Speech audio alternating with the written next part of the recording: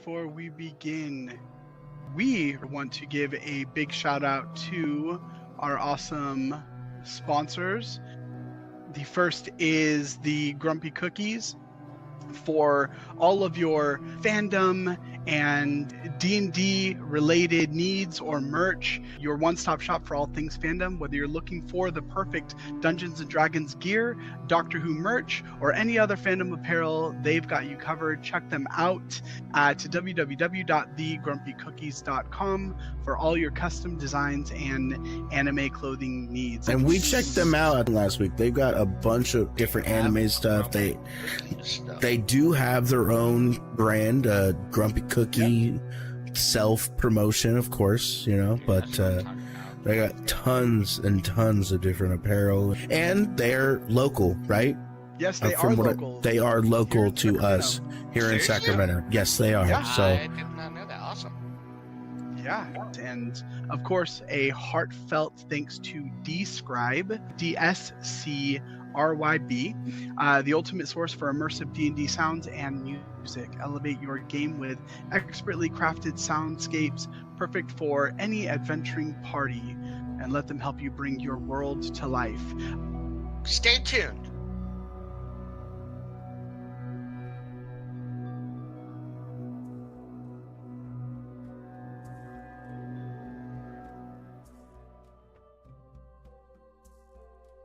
welcome in, guys.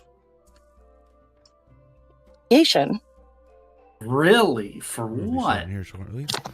So they were saying that there was a time discrepancy between the time that I clocked in and between the time that my mileage started moving, and I'm like, yeah, I take 20 minutes in the morning to do my emails and stuff. And they're like, well, we're gonna suspend you pending investigation. And we when are I- live, by the way. Yeah, I can mute us now. My bad. everybody. Now they can only hear me and the music.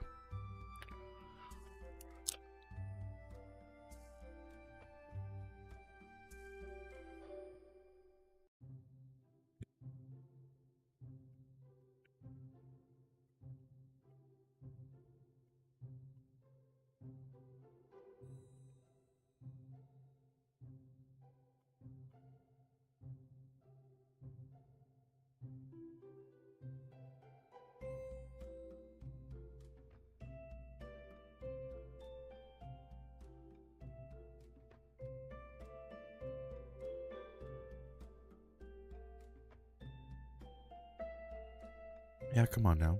You're on the clock doing work, even if it is not moving.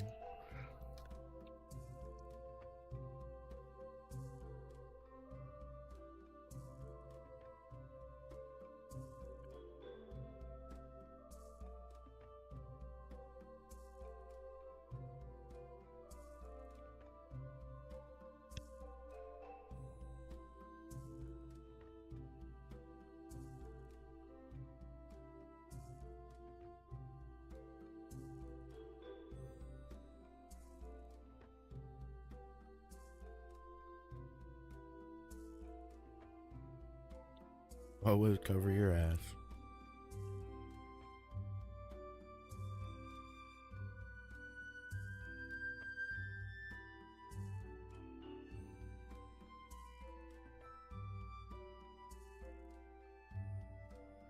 No.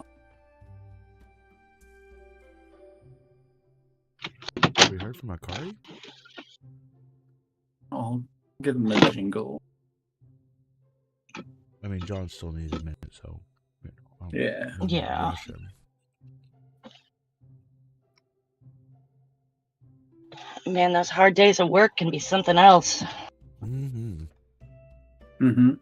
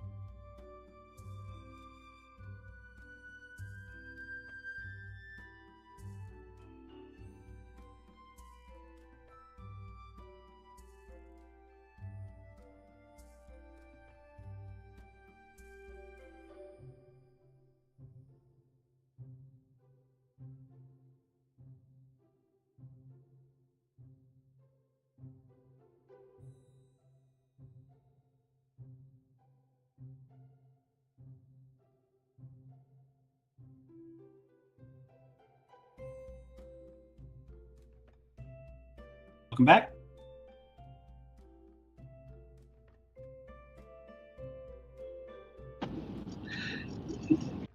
So Dee Dee, moving out. Moving in with roommates? Boyfriend? Girlfriend? Random people you met on Facebook Marketplace? Sometimes you gotta do what you gotta do. Hey.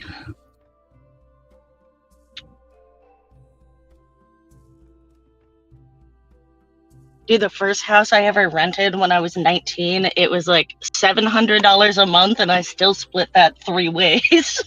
Mm-hmm. And we didn't have shit for food in the refrigerator either. Yep. Mm-hmm. But we had cable. No, what internet?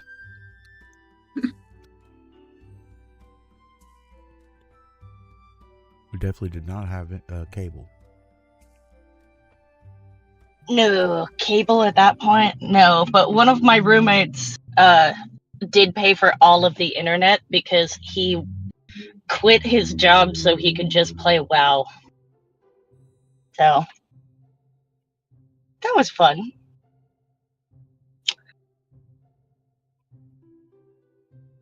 Yeah, that's a great financial move. Yeah, especially when you're a master electrician.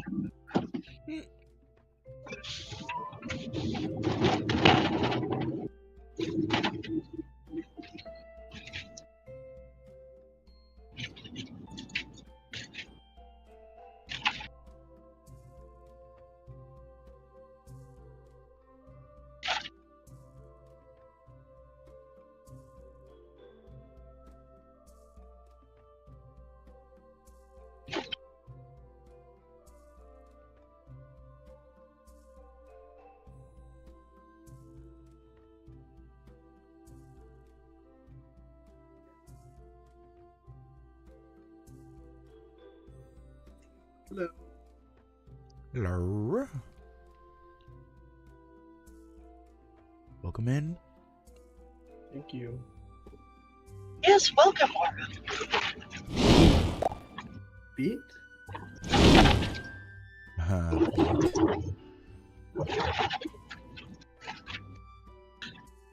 Yes. No, I just thought it was funny. He said beat. You said beat. Yeah. Not used to that yet.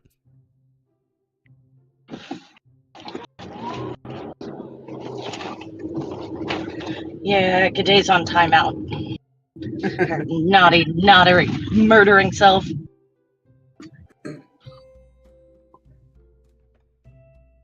So, hello, Oro. DM.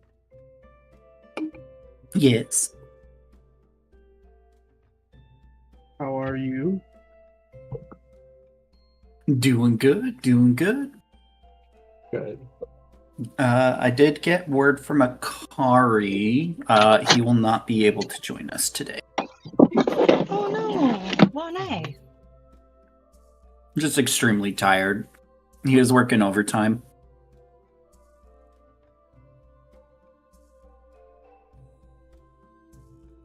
So, today Akari shall be sick. Okay. Means... Oh, we lost Beat. Yeah, she sounded like she was driving. Hmm.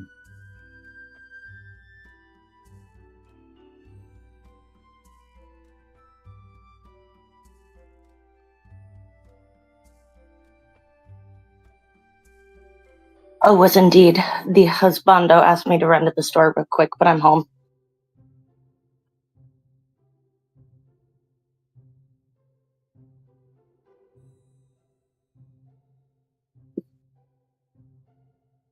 Okay. Then with that, are we ready to get back into it? Yeah. We are. Let's go. Oh God. All right. Good Then, day from prison. and with that, let us suspend our disbelief and enter back into the realm of fantasy. Last we left off, Akari and Arhiho spent the night at the Stockpot Inn.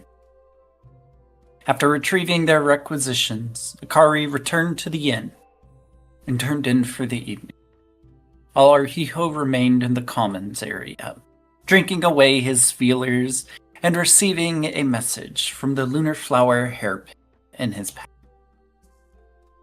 before ultimately making his own way to bed. Elsewhere, Oro and Didi, captured by Captain Tetra, were brought to their encampment, filled with a ragtag, tough-looking group of pirates, being forced to sit and watch what turned into a comedy routine of a musical performance played out before them. And in the captain's role, still unknown to Didi and Oro, was Captain Lineback, along with a brand new face, a tall, lanky individual named Beat. After the performance and during the festivities, Captain Lineback proceeded to get drunk and began to cry and sob about his ex, Jolene, whom Beat had met along his travels. A tall, strong, stunningly beautiful Gerudo woman with black hair and tattoos. And as the party wound down, Beat invited Oro to go play board games with him in his quarters, wherein which they proceeded to talk and enjoy each other's company. And as the sleep began to take them, Beat offered his bed to Oro, to which he had accepted. And as they dozed off to sleep, the pillow wall keeping them separated, Didi was left out to mingle with Tetra and her crew, enjoying the sweet deliciousness of the sweet honeydew mead. And she got to learn about this little crew. Nudge, Senza, Zuko, Gonzo, Nico, Mako, and Tetra. Getting to know them, Didi, you learned that they were a traveling minstrel band. They came down to the Termina Woodlands for work, since the Festival of Time was approaching and they needed to get their next gig. You find out that the pirate aesthetic is mostly for show, as the outfits are cool and free, and that they are not fans of violence, but they will fight if needed. You also learn some personal details about the pirates. You learn that Nudge is 24. He is the strongest of the crew members, and he counsels Tetra in decision-making. Senza. He appears to be more of a con man, and is very talented in persuasion. Zuko, their lookout. Gonzo, the helmsman. Nico being the lowest ranked, and is the newest member, and usually handles maintenance and cleaning. Mako, on the other hand, is the brains, and the crew's main inventor and repairman. And of course you have Tetra, captain of the crew. They had told you that along their travels they picked up Beat before making their way down here and contracting with Captain Linebeck to perform his piece. They had set up camp out here because they are quote-unquote pirates, they are noisy as they enjoy their musical instruments and having fun with parties.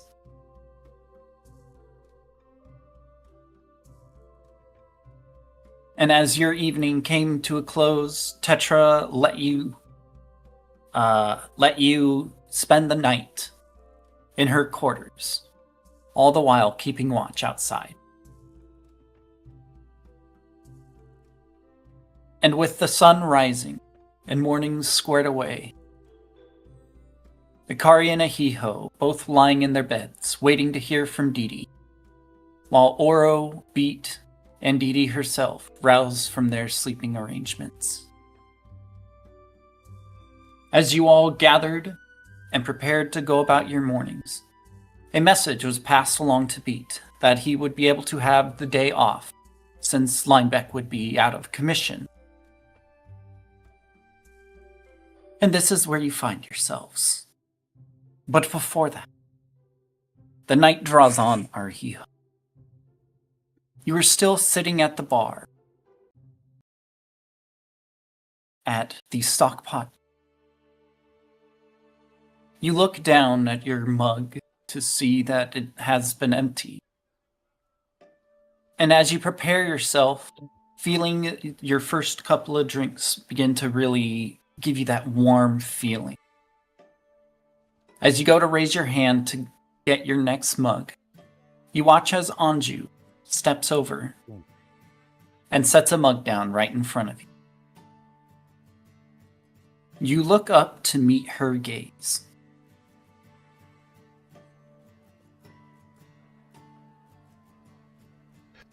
Thank you. And you see her green eyes and a smirk on her face that you can very easily interpret as, ooh, someone likes you. As she kind of glances and steps aside, you hear Anju say, "From Miss Curio over there." And she kind of gives you a little playful wink. And you hear one of the other patrons call out, "Hey, Anju!" "Oh, yes, I'm coming," as she steps away. As Anju steps past, for a brief moment, you see Ashley Curio staring at you. Before you see her face turn a slight red as she blushes, and she turns away bashfully, as if watching. What do you do? Isn't this the one that strangely looks like somebody that we may or may not have just seen not too long ago, or may not be involved with the vague murdering of somebody that we may or may not know?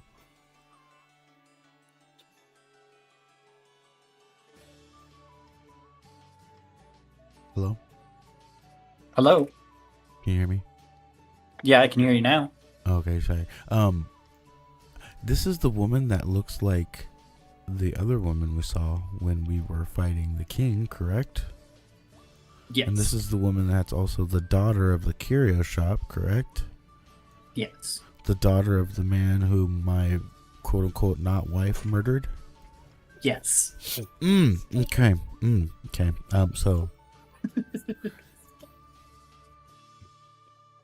So Arhiho will actually lift his mug to her, just not to be rude, and say from across the bar, "Thank you, that is very kind."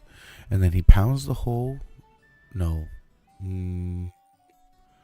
He puts his lips to it and drunkenly pretends to drink it, but it spills all down himself, because I don't trust her or that or them or any of these people, and I don't drink any of that, but I make an absolute mess of myself.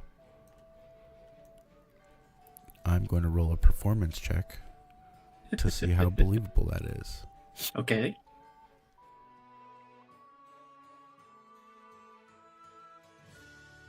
First, I'm going to roll this because I've been drinking. Second, I'm going to roll this because we're doing that. Okay, we're above average around here. Alright. Okay. Describe what it looks like. So Arhiho holds his beer up in the tankard. and speaks out loud to her. Of course, it's a busy bar and she's across the way, so she might not hear him as well. But then he goes to take a pull from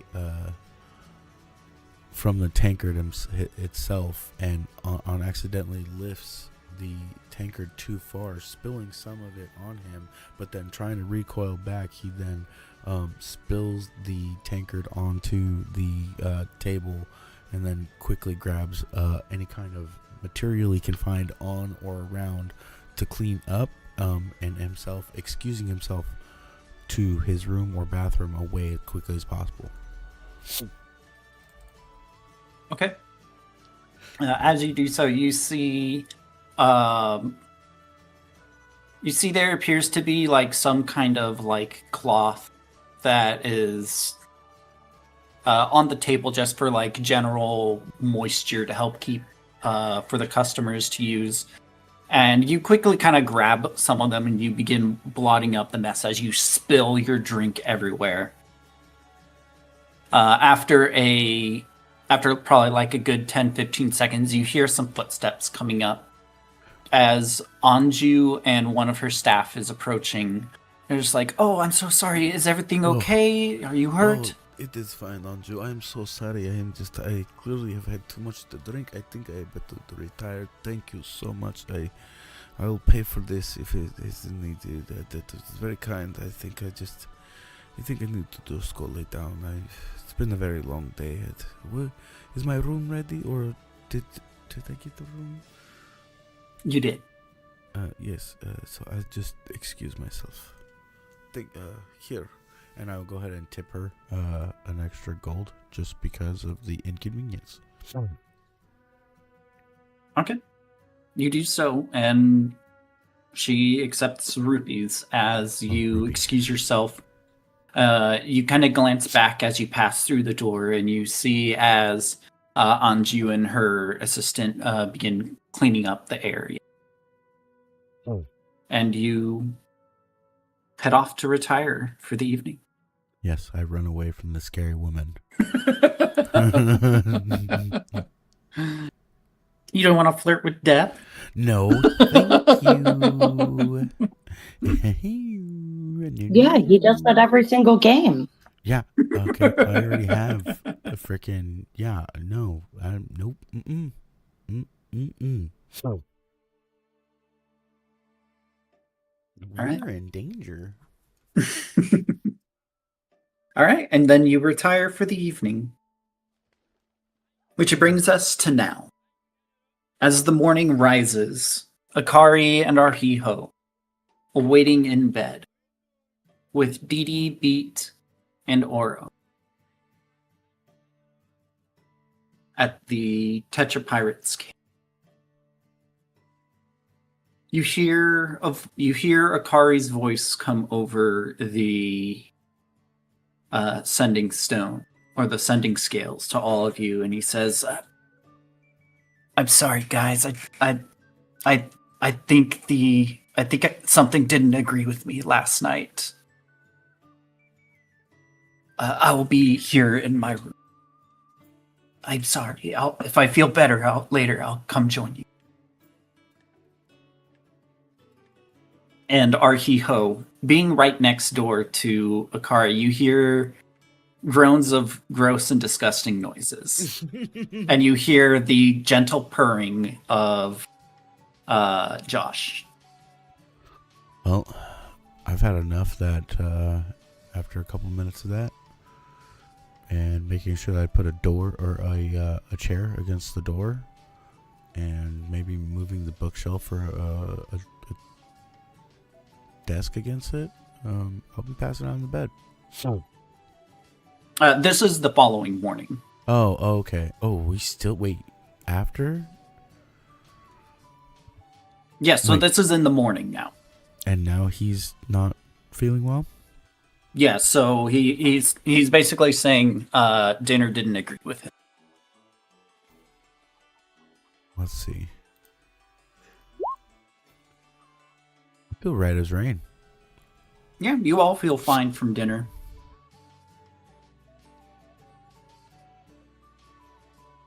Well, after those many drinks, I thought maybe I might have a hangover, but I mean, you had like 3? no, I said I was literally getting drunk. Like, he kept, like, remember? I made that distinction. He did Right? say he was getting sloppy drunk. I mean, you rolled 3 Constitution saves, all of which you got below the DC of the ale, which was 14. So, I mean, I don't know, up to the DM's discretion, but the intent was there. You got drunk. You did. All right, so just like, I'm just built different. All right, I'm a big man. All right, should have been getting double tankards, double fisting it. Arquijo is going to just prepare himself, and I think the first bet would be to reach out to Oro, and Didi, and find out how they're doing out of camp. So I am going to rummage through my bag, and I'm going to reach out. Oro, report in. What is your location?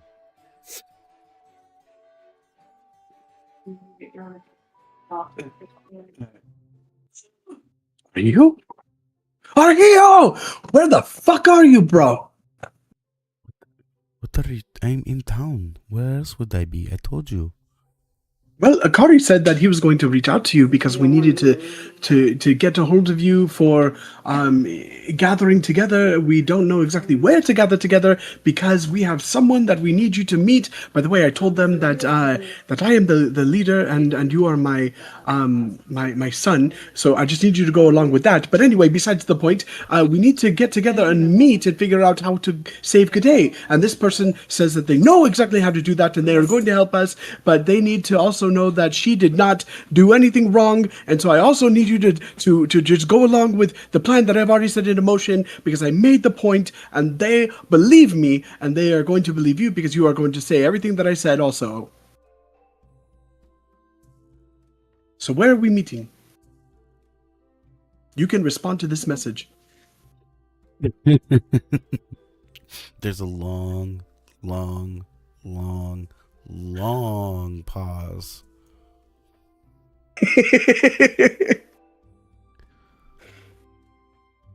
But she did do all those things. Yes, I know, but the other person says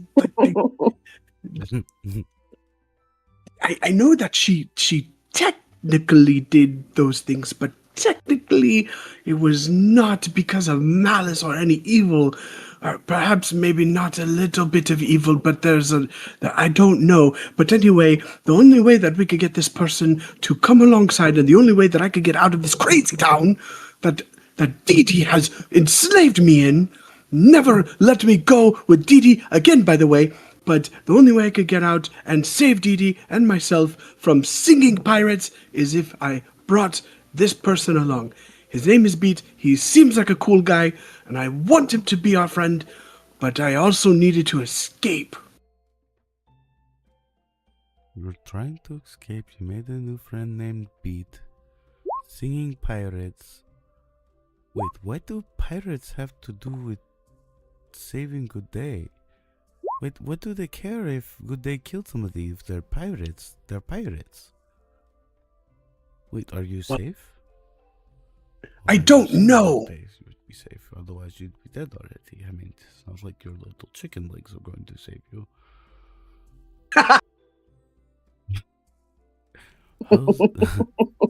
How is Didi? Is she okay?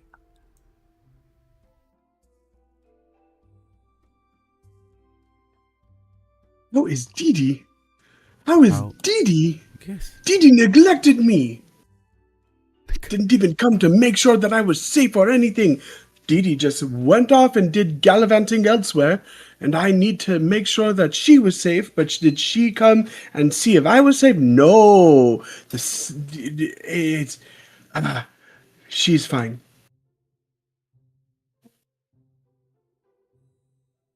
I think in this situation, you are the adult, are you not? She's about as naive as a rock. G'day told her how to steal something, and she didn't even know what that was. She couldn't even lie. What are you expecting from her? Wait, you know what?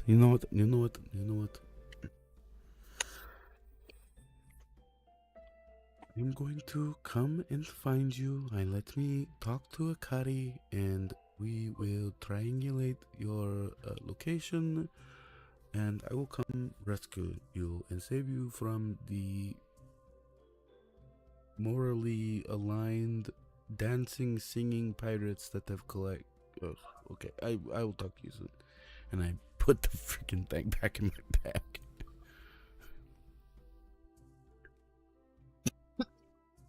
You hear just muffled.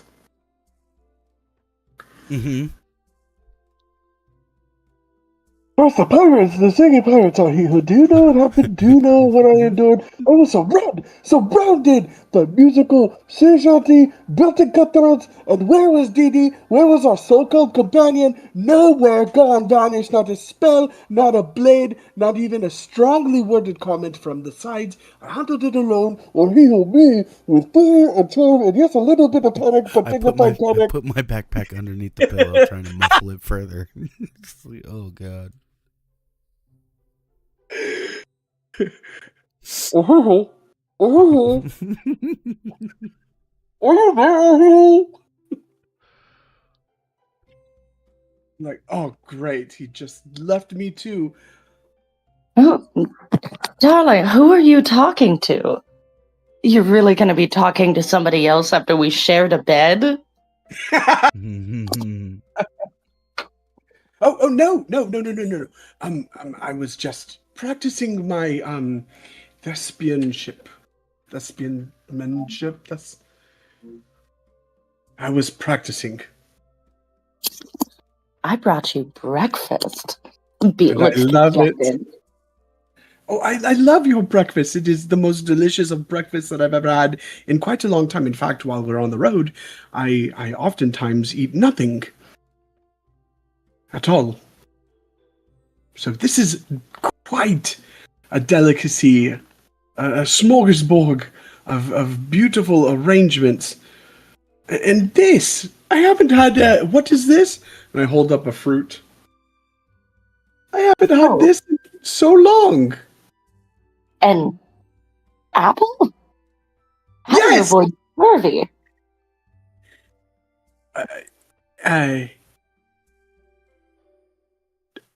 No, I avoid pervy in quite many ways by staying away from those who are pervs.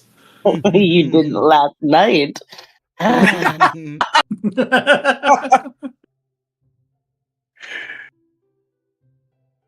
But yes, it is quite a beautiful arrangement. And Beat, I am very thankful that you have taken me into your own home and allowed me to stay here and ensured my safety and that of my companion. By the way, where is she?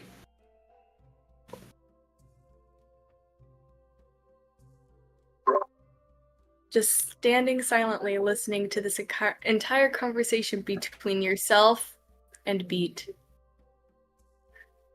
Eavesdropping from outside the tent? You scandalous. Hey! Last time I had come and told them, and then I was waiting for Oro, so... Yeah, I believe Oro was cleaning his clothes outside of Beat's room. Yes. Yes, and then I had come in because Beat overheard me complaining and brought me the tray, and so I'd gone in and started eating. And I've been waiting outside ever since. And she's very, very upset that Oro is saying all of this about Dee Dee. Well, Beats what leaning Oro... bare-chested over the wooden table, hand on his cheek, just listening to everything. So I'm full, Beat. How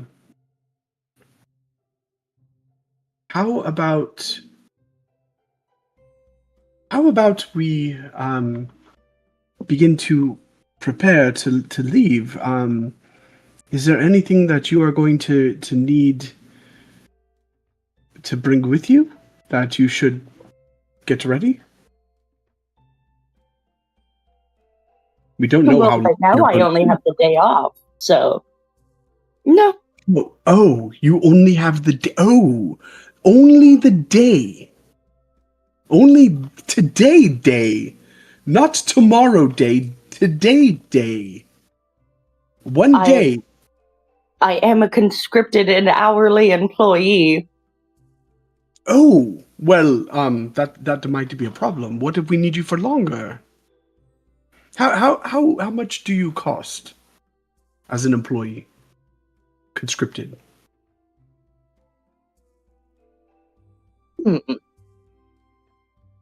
Asking for a longer venture of my tenure? Yes, quite possibly. I don't know, actually. You have to talk to Lineback. Well, then let's go do that right now. He switches over to a very serious tone. I actually don't know that. Well, if we can perhaps persuade this Lineback fellow and ensure your very long arrangement, given that we might need to, would that be satisfactory?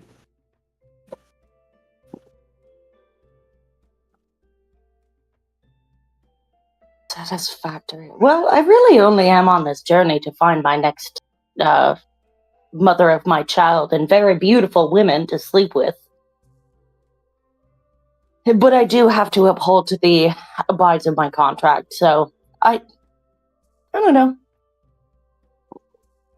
Maybe your leader can help with that.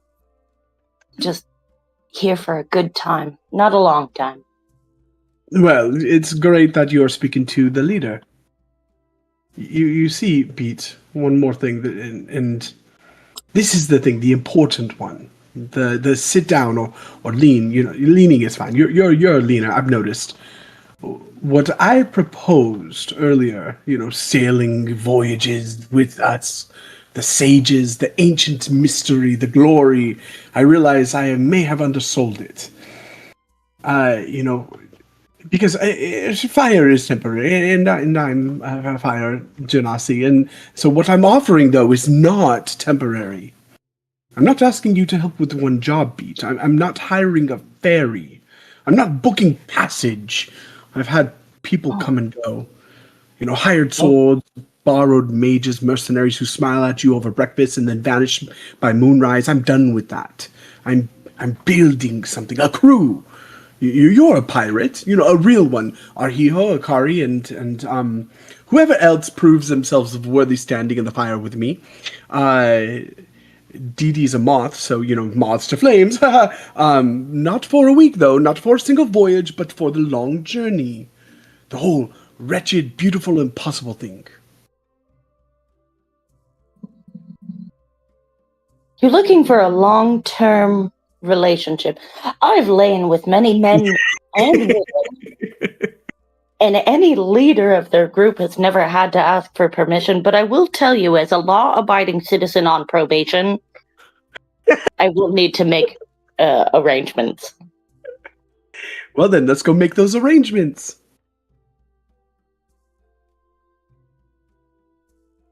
The pay also will be good. I'm not a fool. I know loyalty runs deeper on a full stomach and a heavy purse. You will have rupee. You will have supplies. You can take many of Didi's. She doesn't use them. You'll have the finest rum I can... Oh, wait, you don't drink. The finest water I can procure. That is correct. I am legally obligated to not be able to drink. And any money I make immediately goes back to my hometown to organize food and shelter for the orphanage in my village and the rent for my mother. So, money is good. Yes, I will take money. I love the depth of beat. This is awesome.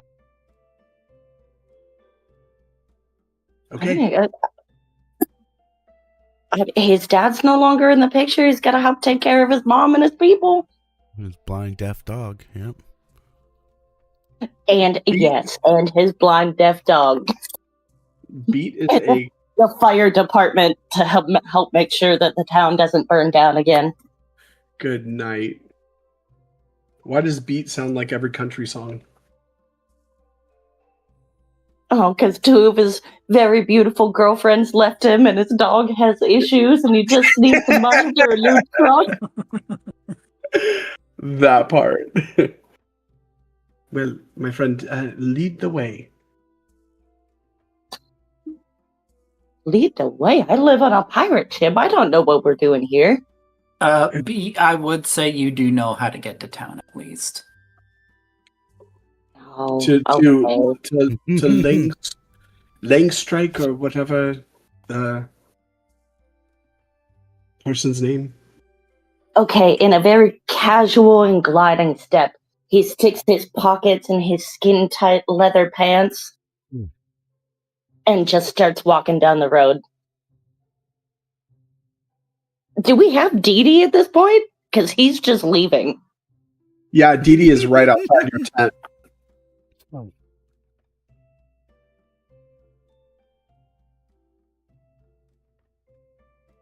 So right when you walk out, you would see Dee Dee. Well, after he sticks his hands in his pants, he kind of gives a skip to a beat and goes, lol, skip to a beat.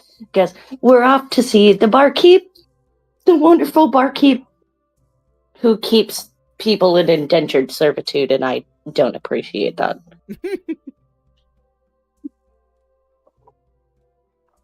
And off they go. So where are you headed? We're gonna go buy us a beat. I guess going to the inn. Where do you Okay, so purchase you an are indentured walking servant? into town. So you're taking Beat Oro is- into town. Yes. Beat is walking into town. Yes. With Oro. He was not divulged that story. He No, doesn't he's know. not. And Oro is coming here. Thanks. That information was not divulged. Mhm. All right, well, how are you all meeting? Role play it out. I will get close to town and start looking around and go, Beat. I scratch my scruff. It looks like we are getting close to town. You said this is where your other people were, correct? Yes, I did So- say that. I let you know that on my day off, I would be spending the day in town with you to go talk to your people. You see, Beat.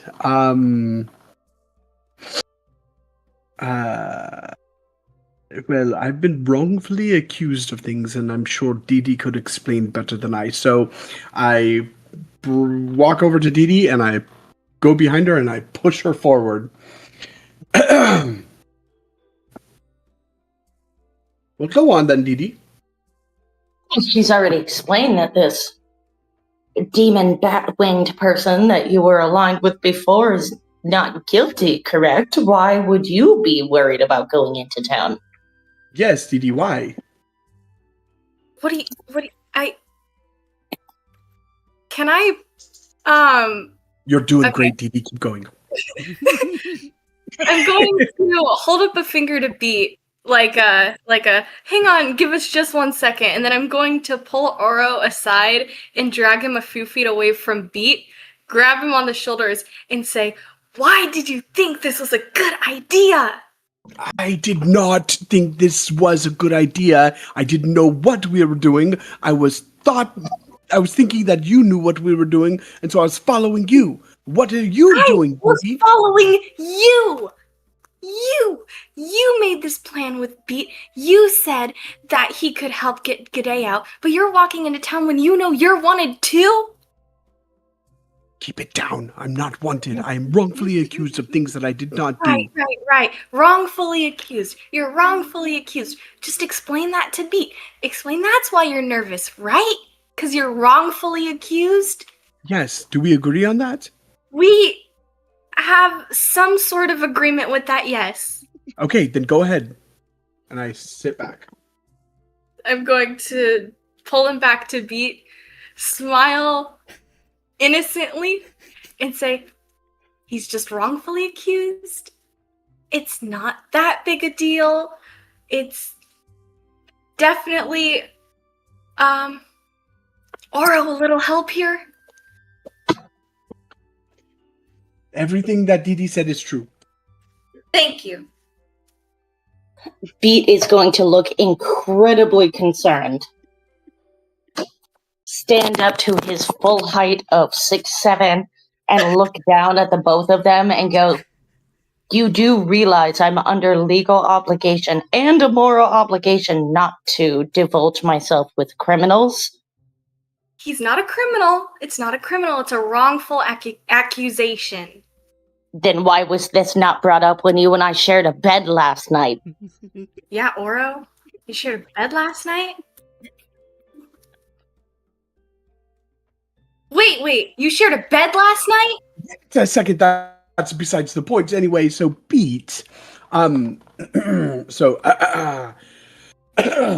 been accused wrongfully. Beat, look at me, look at this face. Does this face look like the face of a guilty man? There's not evidence of anything except for impeccable genetics and an affinity for the arcane. What they are saying, they, nameless, faceless, cowardly, they are saying that I am responsible for damages, destruction, reckless endangerment of, Didi, what was the phrase? It was on the paper that is now, that is not, I did not do that on purpose, and that is precisely my point. Things happen around me, Beat. Fire is alive. It moves, it breathes, it has a mind of its own sometimes. Sometimes it expresses itself in ways that are misinterpreted by people who do not understand the arcane arts. I am a sage, Beat, one of the seven. I've dedicated my life, my entire existence to the mastery of good and flame, and mastery means control, precision, discipline. And so, I just need you to understand that because the evidence supports me. The evidence is ash now, admittedly, and that is not ideal because you know me. And in that day, on day one, I have done anything that suggests. Have I done anything that has suggested malice, cruelty, intentional destruction? I beat, listen, if you believe me, and I understand that you don't because, how it looks, but, hold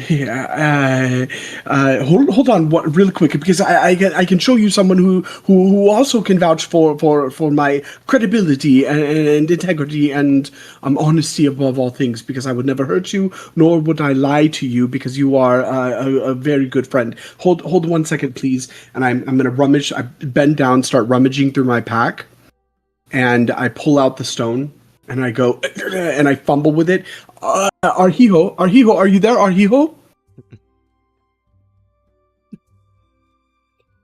By this point, I'll probably have actually gotten up and probably have spoken to Kari.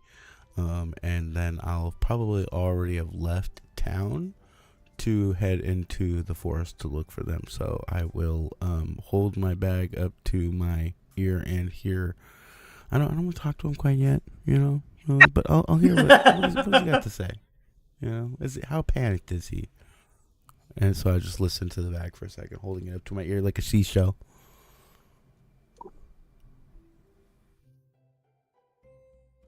Arhijo, please respond. You can respond to this message. Which way do you think he went? Please respond to this message. You can respond to this message. Arhijo, Arhijo, he pulls the thing out of his bag. What is it now? What do you need? Are you okay?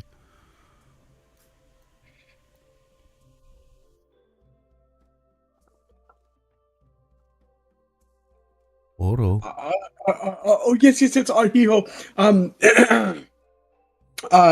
Arhijo, I need you to be here because our new friend, I need you to vouch for me and my gentleness and kindness and gracefulness and kindness and friendship and friendliness and my innocence above all things.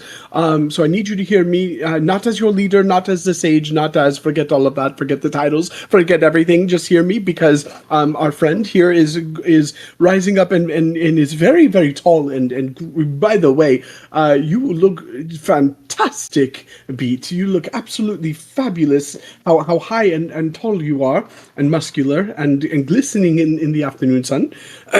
But they think that I am not being honest and that I have done something evil, and they said that they cannot communicate or even befriend people who are not innocent above all things. And so I need you to point out that the evidence suggests and proves my innocence, and I'm not guilty in any way, and neither is our friend. And they already know that G'day is not guilty, but they need you to vouch for me as well.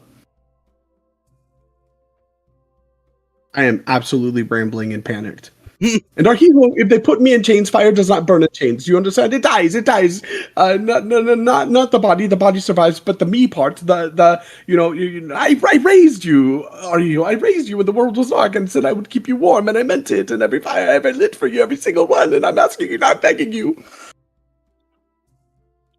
Are you done yet? Are you going?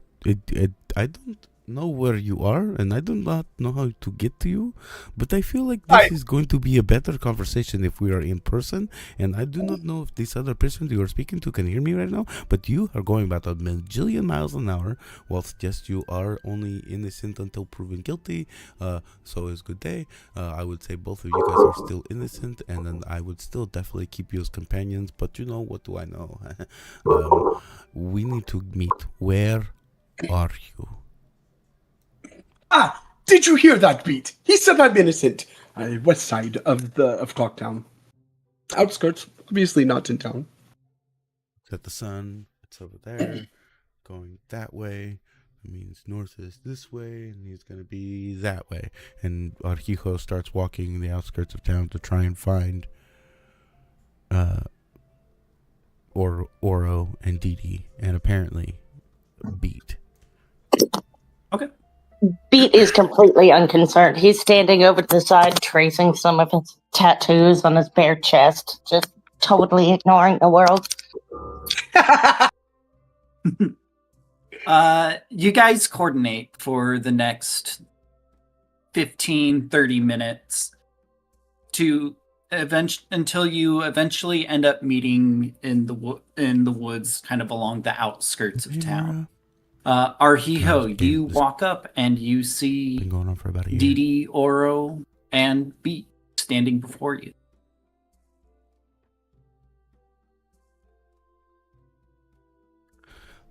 If you tell me one more time you're near a tree and a rock, I am going Do to I kick see you out Arhijo? of this Yes. group. Oh, awesome. You come up to the scene, Arhijo, seeing me pacing between the same 3 trees.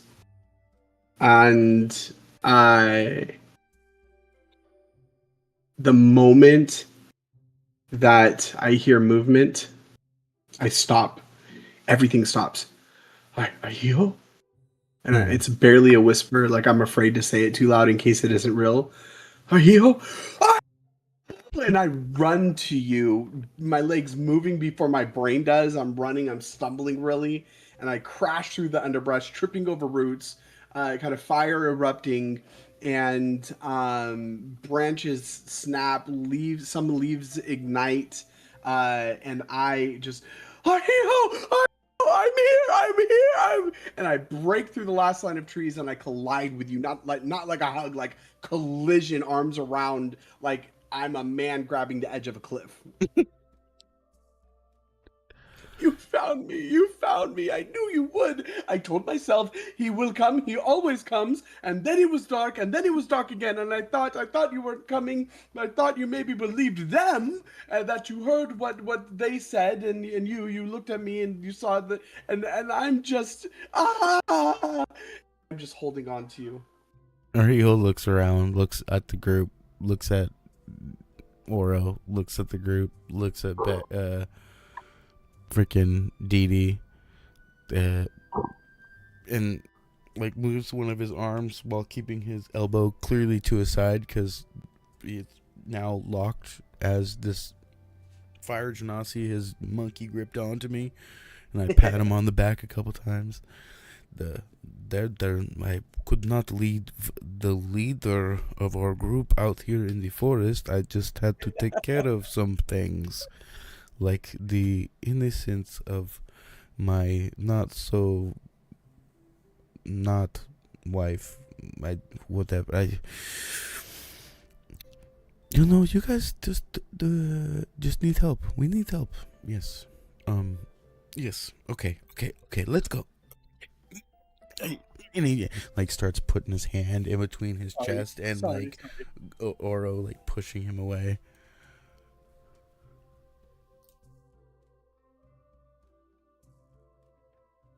Okay, so I am here now. It is going to be okay, except for the fact that Good Day is in prison and might not get out. Unless we do something terrible, but I do not want to do that. We are supposed to be saving these people. And going in to break her out of prison would probably be a bad idea.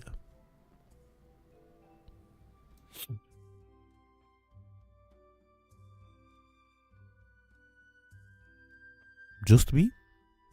I fully agree. Right. Okay, so we are so introductions. Let's begin there. Beat. This is Arhiho. My companion, my confidant, my ward, the single most competent person I've ever had the privilege of standing beside. And I include myself in that comparison, which should tell you everything. And then I place a hand on Arhiho's shoulder. He is quiet where I am loud. He is precise where I am expansive. He has saved my life more times than my pride will allow me to enumerate. And he has done so without ever once asking for recognition. He is in every way that matters my family. We are battle brothers. Yes, this is true. Yes, he is a very good leader. And we've fought many adventures, beating and destroying things, and he's been the calm through the storm, all through it. I've never seen somebody with better leadership skills than Oro here. Wow, it is not very often I see someone that is taller than myself. And he steps forward to reach out and give Beat a handshake. And Arhiho, this is Beat, pirate, musician, possessor of a rather lovely singing voice. Do not let that go to your head, Beat. I see you smiling. And the man who took in a stranger who was on fire both literally and emotionally, gave him rum, gave him a room, did not throw him into the sea, though he absolutely deserved it. You see Beat's eyes go cold. I did not give you rum, I gave you purified water. I do not imbibe. But then he turns back to Arhiho. Gracefully and languidly holds out his hand for a handshake. I have heard few things, some things about you. That is definitely common experience when you are around Oro. And I reach out for a very firm handshake. Beat will grab it with his right hand and then close his left hand on top of it and kind of pull a little bit. Oh, moving you his trump me? shoulder. You're trumping me, huh? Oh, you so bitch. You're pulling me in. And Oh, just- he pulls in. It's like off kept and off balanced, unexpected from such a tall stature. Just a little bit, Right. but with the kindest eyes. And you can see just a little sparkle, anime-esque, on the right-hand side. Shing. Oh, okay. I see you. He's not going to Okay. say anything now. He's waiting for you to elaborate more. Arhijo will pat him on the shoulder after that. I'd like your style. That is funny. Anyways, elaborate on what?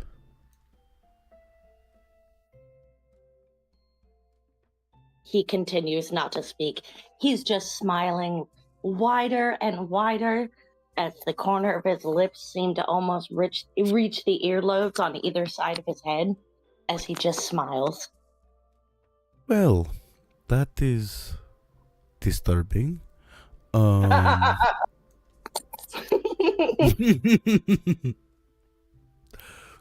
Didi, are you okay? Where's the... You have all your things? Yeah. For the most part,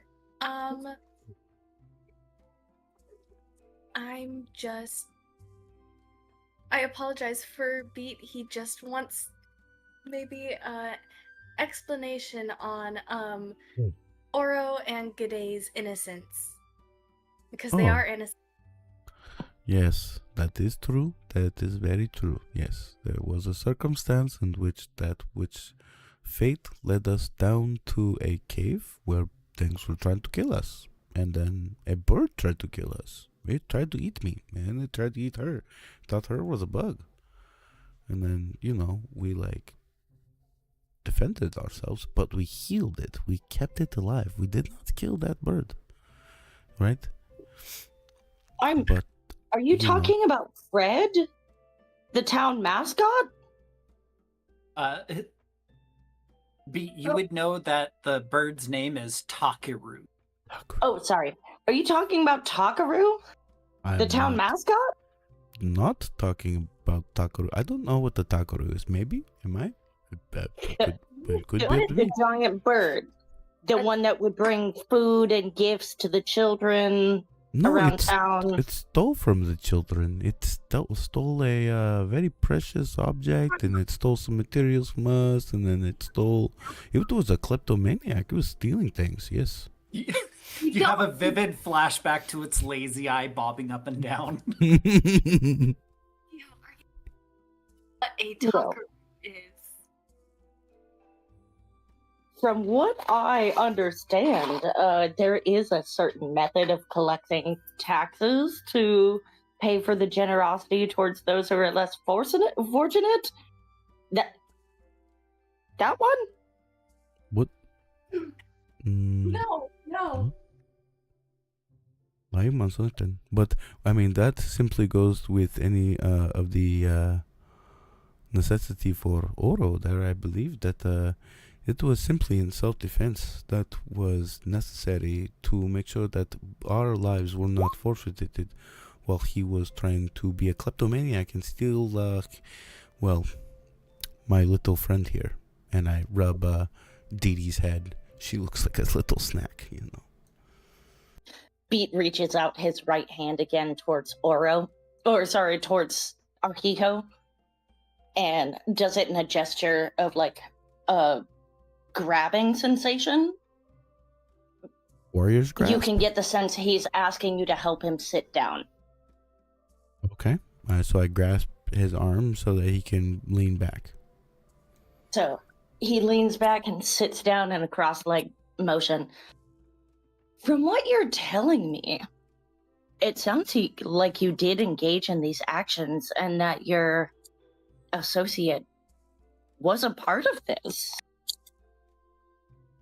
No, It was He an cocked no. his head to the side. See, the situation definitely is a layered mismatch mess of a circumstance, right? It definitely is not black and white. Whilst he may have been on location, Beat. he is innocent. What we're actually saying is that all of it was an accident, and we did try to save him. I tried to save him.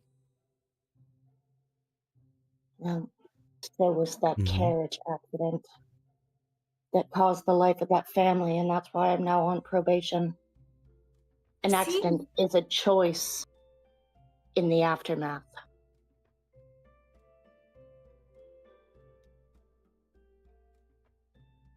And he just starts to stare intently.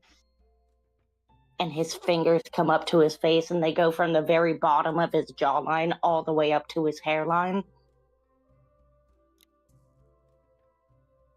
Well, our hero starts looking around anywhere else that's not your face. Oh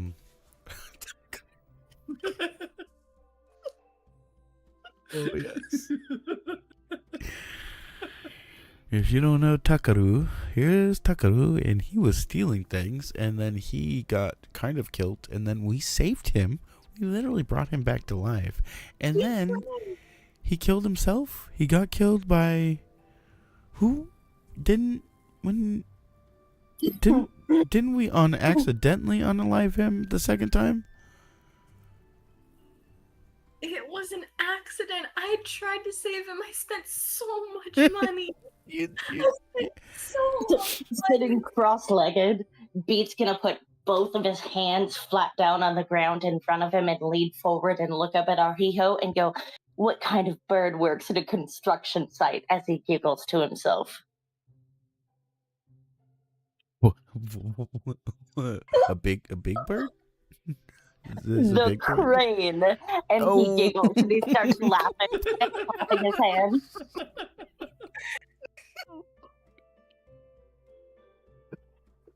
I was not ready for that. Oh, fuck.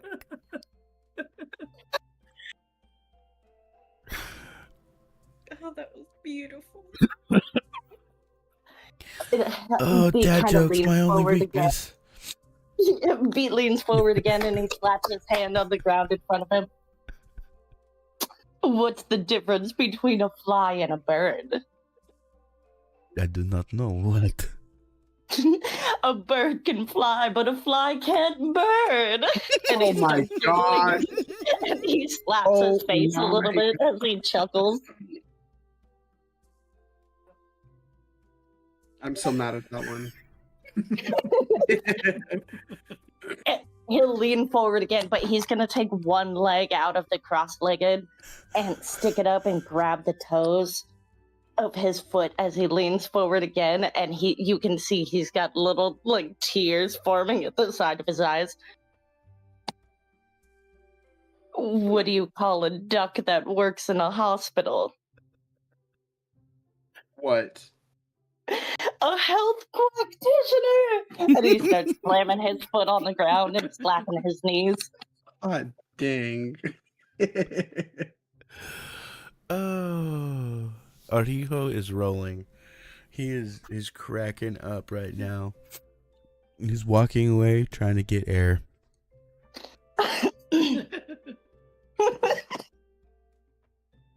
Arquijo needed this.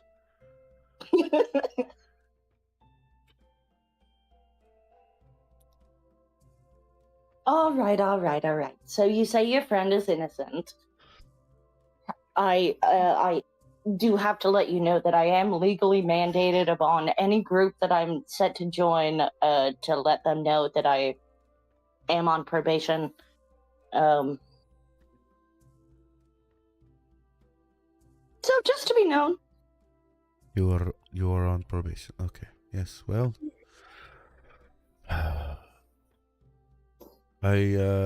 we know the woman that is unfortunately now in jail. That would definitely be the woman that unfortunately may or may not have possibly killed the Kyoto shop gentleman, but we had nothing to do with that. That was all on her volition while she was in a crazy state of I do not know. We weren't there. Oh, this woman was married to the shopkeep? Married? That she was Isn't married? Married? Isn't that what she said? What you said? She was married to the shopkeep? Because I have another joke for that. And he pulls out his little microphone. What do you call two birds in love? Lovebirds? Sweethearts. Oh gosh.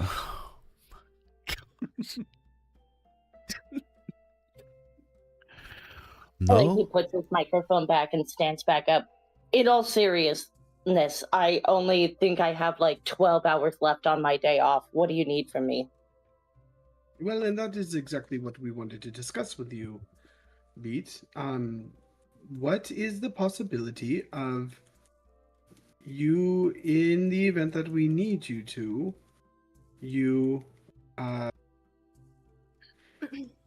staying longer?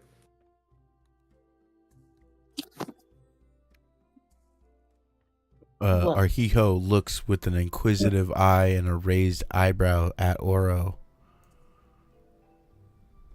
Well, just to ensure that we can make sure that we have coverage in the event that we cannot rescue G'day as quickly. Boss, can I talk to you for a second? And he grabs you by the shoulder and turns you around. In a very you are the boss actually way. I love it. Heck yeah. I hunch my shoulders down and I look like a puppy dog and I immediately turn and go with you. And we walk like a comical distance away, and I look back a couple times before we start speaking, and I hunch over. What do you think you're doing? Do you know this man can be trusted? We do not know who this is. No, that is why I needed you, because you are the one. You are actually the boss. I needed your approval before we did anything, and I wanted to make sure that this person held up to your standards, and so I just needed to, the only way that I could get him here, because he said that he knows the people that are the guards and the judge and the people that are the responsible for G'day's either being released from jail or death.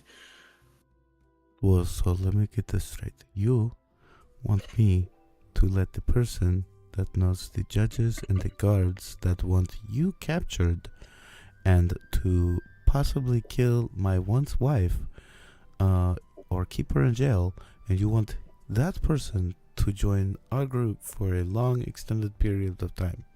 That's what you're going with here? Okay, when you say it like that, it does not make sense.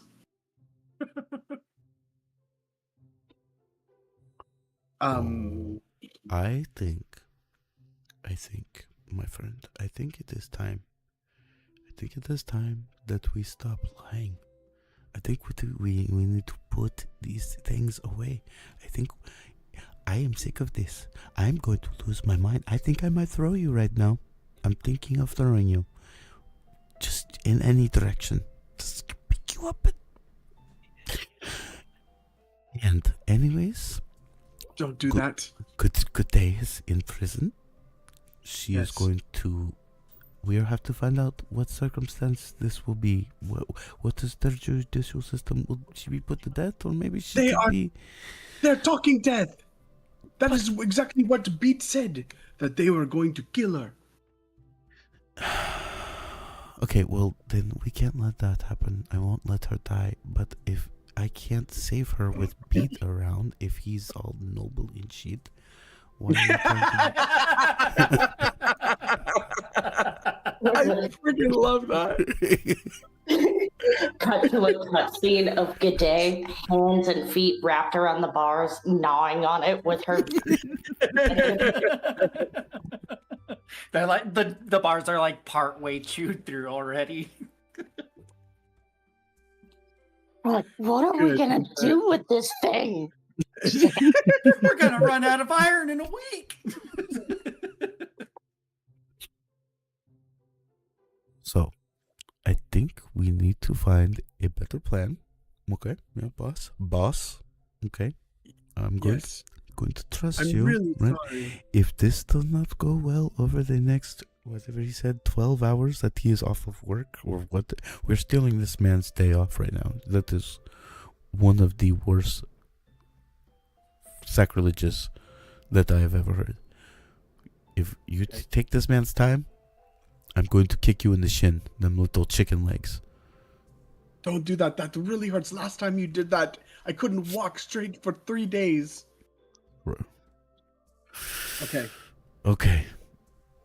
All right. So You're the leader. To... I'm letting you take the lead on this. Okay. All right. Let's go back. Beat. I wanted to let you know of a new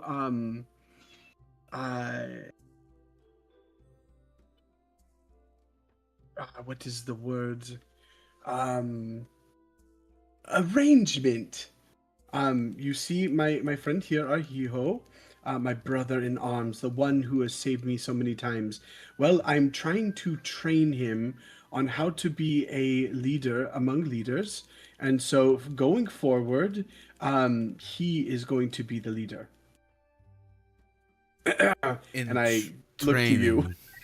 Yeah, leader in training. And so we are going to follow him because I am,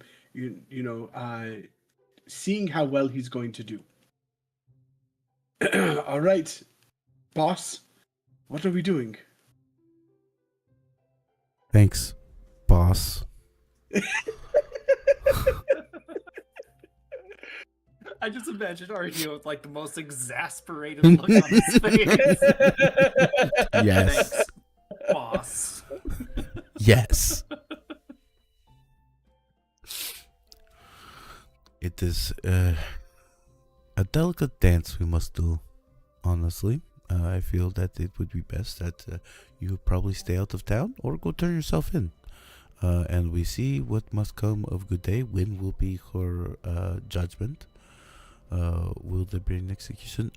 Beat, do you know anything of the... Well, he said you know the judges and the guards. Do you know of their judicial system? How long will she be kept? How long until she is tried? Is it death? Could she be spared? Beat is standing there, shoulders a little bit hunched, hands back in the pockets of his skin-tight leather pants, and goes, I never said any of that. We played some board games and then shared a bed, and that was it. He's got one eyebrow cocked, and he looks thoroughly displeased. Arhiho's mouth goes a little agape, and he turns his shoulders and turns his head back, looking at Oro over his side-eyeing him. Saturday bed, eh? Okay. Well, and didn't say any of that. That you didn't. So, Beat, do you know anything about Clocktown or their judicial system or anybody in the town? You said you were required to report circumstances. Who would you be reporting to? Yes, I do report. They allow for a 3-month allowance for the carrier pigeons that I send back to my hometown. I've only been here for like a week and a half with the pirates. Told you, I at don't least I know got that anything right. about this. Singing pirates. That is exactly what I said. And he will report us with the carrier pigeons back to his hometown. Where is your hometown? Okay, I did not know that. I would prefer not to disclose that information as my mother and sister live there. No, I And I- completely understand. That's probably Yes, left for I- the pillow talk, huh? I am.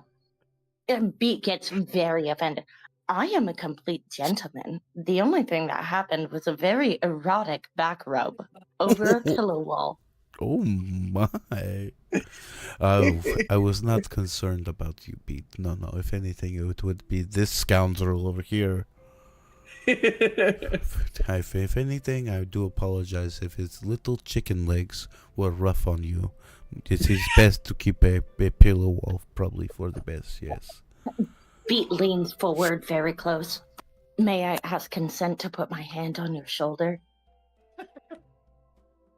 Arhijo looks a little, like, concerned. Yes, you can touch me. He puts his hand on his shoulder. He really does have chicken legs. That was the whole point of conversation. The poor thing. You look, Beats basically skin and bones. There's literally anti-muscle tone. He's just he really Concave chest. legs. Oh, that's hilarious. I am standing right here, my friends. That's what makes it even funnier.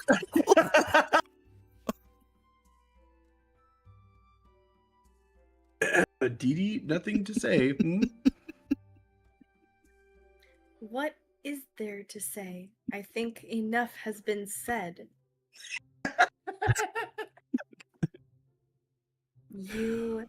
I can't get over the fact that you shared a bed with Beat.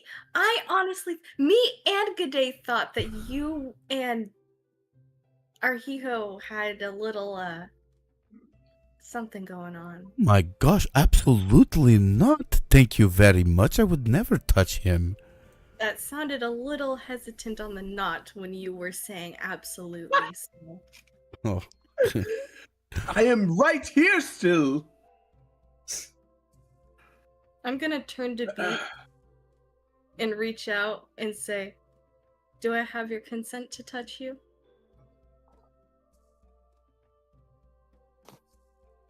Yes, of course. And most gentlemanly of you to ask, as he leans forward and kind of smiles at her. Didi's going to cup his face, his right cheek, and then give it a gentle little tap and say, "I apologize you had to share a bed with Oro."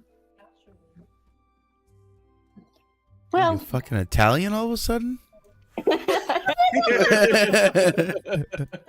No, I'm just being affectionate. He smiles and does an all shucks movement and goes, "That's okay. I've been with pirates the last 2 weeks. You think I haven't shared a bed with anybody?" And then he winks at her. Dini will offer him a smile back and then turn to Oro.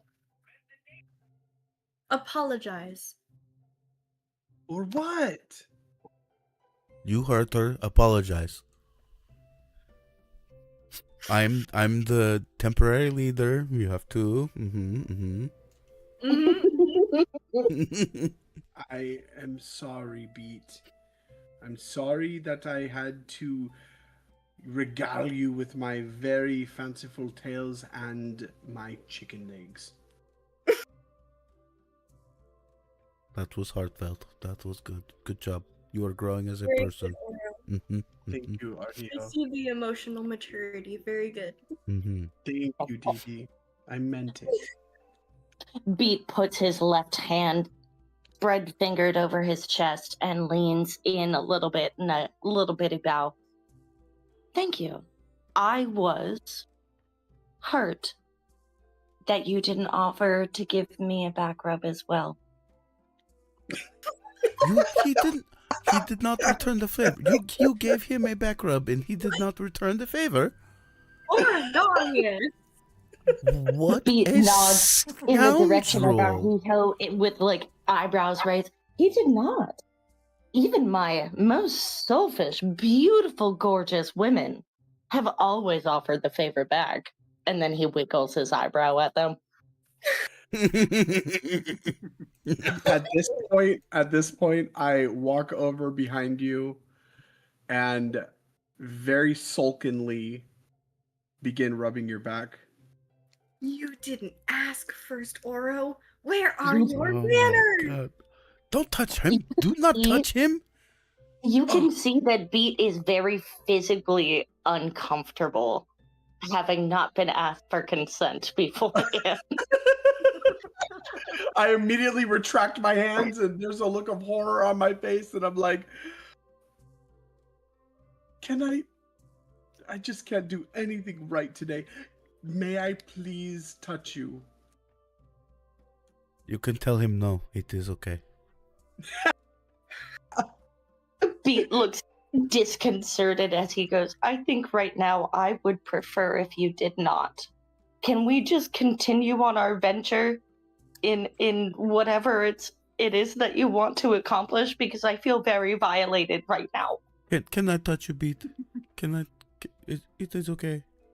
You may, thank you. And I come in and give you like a little side pat, like it is going to be okay. He's sometimes so vile. It is. You raised me better than that. He Beat leans in a little bit and says, thank you very much. Beat Arhiho, do I have your consent to touch you guys as well? You have mine. Oh my gosh, I'm just over here looking at you guys, this like hug love fest. I'm and gonna just start. like- I'm gonna. Is Dee Dee on the other side? Are we like flanking? Are we flanking Beat right now? I'm gonna turn us as a group and start walking away from Oro. Beat's gonna slightly adjust the flower that's situated in his ear and just continue on like we're going down the yellow brick road. A little rain cloud hovers over Oreo and begins to dribble. And I'm just going to walk behind you guys, so sad. He's got the little yellow plumb bob from The Sims. Right? Yeah. Do you need Zoloft?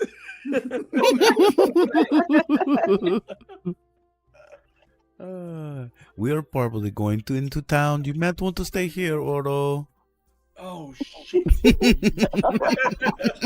I sulkily hunched shoulders, very sad, single tear falling down my eye, and I'm gonna turn around and go back.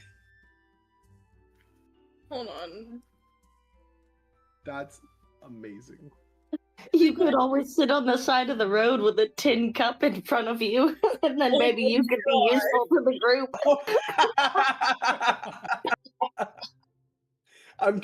I'm gonna pull out, without even looking at you, Beat.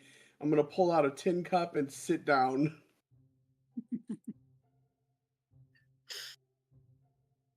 Any for your thoughts? And yeah, I guess sadly, I mean, so sullen and heartfelt, we're gonna have to leave Oro here while we go back into town and maybe do a little shopping. Stay at the end of the Yeah, night it's like- again. It's like Dorothy the Tin Man, and the Scarecrow all skipping into town. No, you can keep it. Poor Oro. Do you think he'll be okay out there by himself? He'll be fine. I'll be back out here a little later. I'm just giving him a little shit. I would not leave our leader out in the forest by himself. Have you seen him? He couldn't defend himself without his bodyguard. Oh, yes, you were so right about that. So, we proceed into town. We take a little bit of reconnaissance, find out the information we need, find out when Good Day will be tried, what will happen of her if she is tried, what the options are, and find out if maybe I can pay to get her out, or maybe she can make it the bail. Maybe we'll be transferring her to a different, higher maximum like security facility. I would assume she's eaten through at least 2 or 3 sets of bars by now.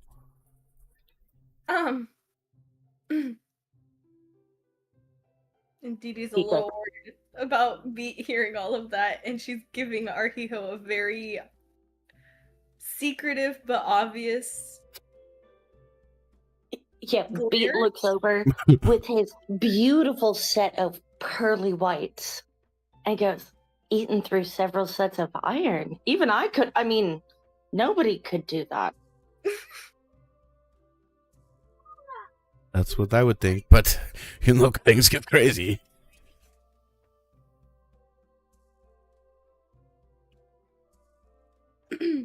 So, Arhiho, you're being figurative about all of that, right? Right. She can't eat through metal. Never. Nobody can. Cut over to Gade's cell. The guards have like an iron bar locked in her jaws, like 4 guards behind her holding her down as they're trying to replace the bars she's chewed through.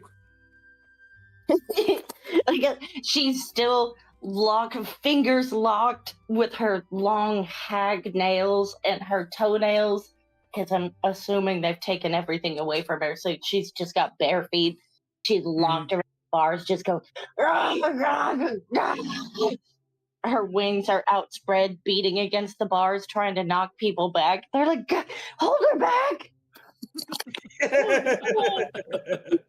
Shit gaff to hold her wings. Oh, that is so beautiful. It really is. Like trying to throw hunks of raw meat at her to get her to be distracted.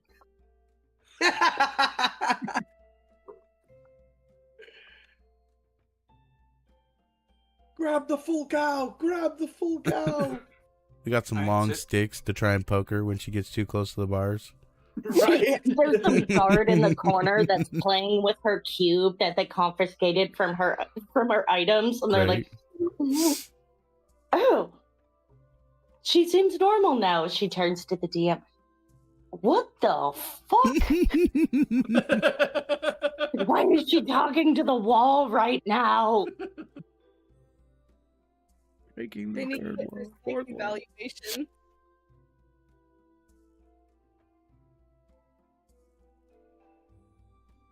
Maybe we should give her a stuffed animal or something. That'd be Okay, ripped. so Dee Dee, Arhiho, and Beat, you're headed into town? Yes, that is the plan. Okay. I need one of you to roll a d4 for me. Go ahead, Dee Dee. I believe in Yes. I also agree Dee Dee should do it. This is gonna backfire terribly. you. It's going to be amazing. Let's have the fun. Yeah, see? You did great. Good job.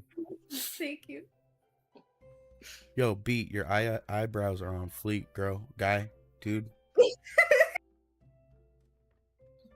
Beat rubs both of his hands up his cheekbones and goes, "Oh, I know." And then he pulls out some rouge and starts doing his lips. Yeah, outside the game right now, I'm trying to animate Beat's character so it matches the talking, because right now it's still good day. And I'm like, whoa, those are some perfectly shaped eyebrows. No, you absolutely cannot throw away Bulbasaur. Beat is unnaturally beautiful. Oh, I love that for him.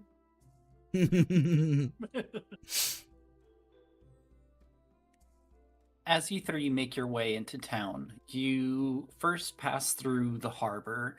You hear the sounds of seagulls cawing, and you can see a couple kind of flying about in the air, stuck in the ocean breeze as it scours for scraps to dive down and steal from poor, unsuspecting children. And as you walk by a couple of fishermen. As they sit there and they cast their rods out, you hear them discussing the upcoming festival. Hey, have you heard? Visitors from Great Bay haven't showed up. Oh, really? I thought they would have been here by now. They usually love showing up for the festival of time. It's really strange. Maybe they're skipping this year? Oh, that would be a right darn shame. As you walk past them. Interesting.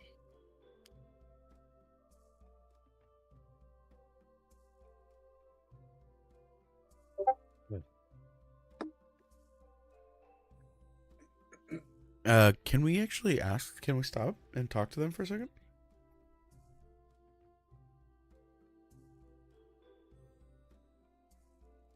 Are you asking me or the group? Yeah. Yeah, the group. Oh, absolutely. That sounds. And Arhiho will kind of walk over towards them. Excuse me. Did you say that there were missing visitors? Yeah, the visitors from down south in the Great Bay. Yeah, they haven't shown up this year. And this would be abnormal? They come every year? Oh, they're usually the first trip here.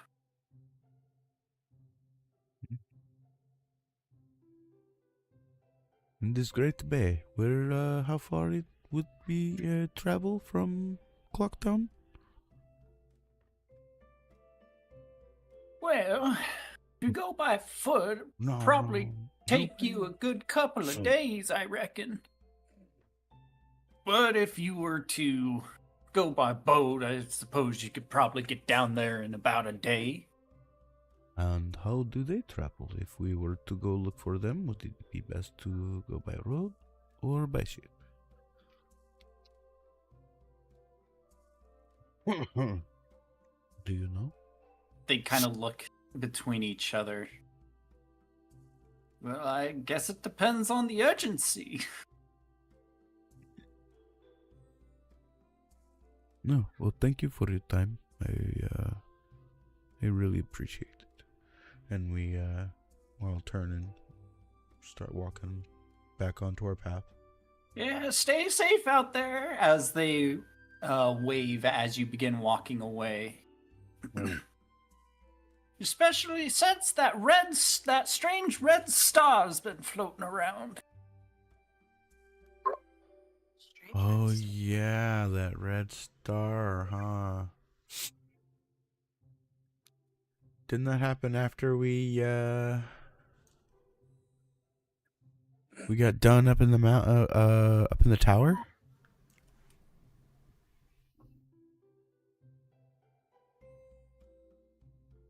Danny? You're asking the DM? Can I roll a history and recall what that would be linked to? Didn't we already have a run-in with that? With the red star? I do not think so. No? Okay. No. So then I stop, turn. Red star? What red star? Yeah, the one that was floating up in the sky for the past couple of nights.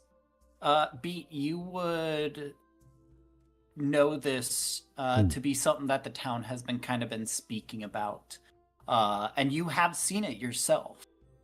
You have seen a red star floating up in the sky every single night for the last week that you've been here. And the rumor is that the star is continuing to move at a rapid speed. Closer and closer. Or so they say. If the conspiracy theorists are true. Which they are. Yeah, I was 100%.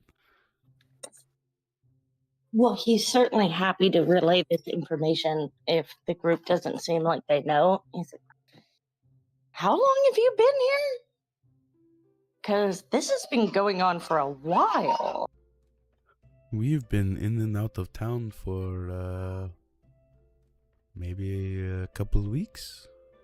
We've only been in this plane of existence for that amount of time. Yeah. This plane of existence. He didn't tell you?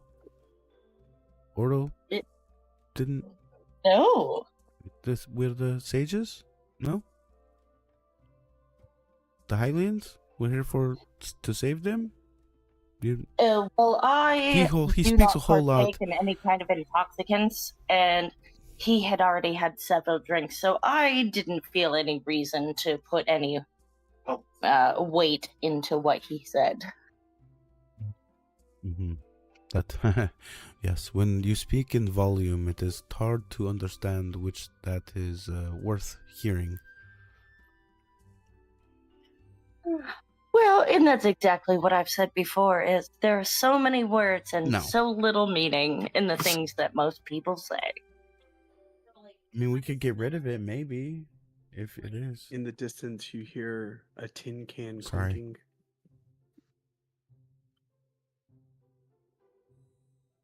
And Well- Oro crying. I'm just kidding.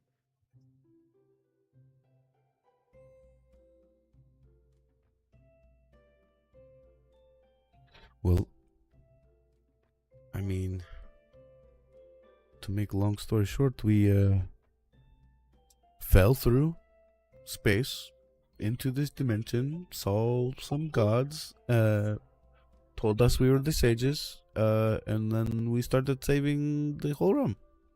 That's about it. You're keeping him. We just gave him to you.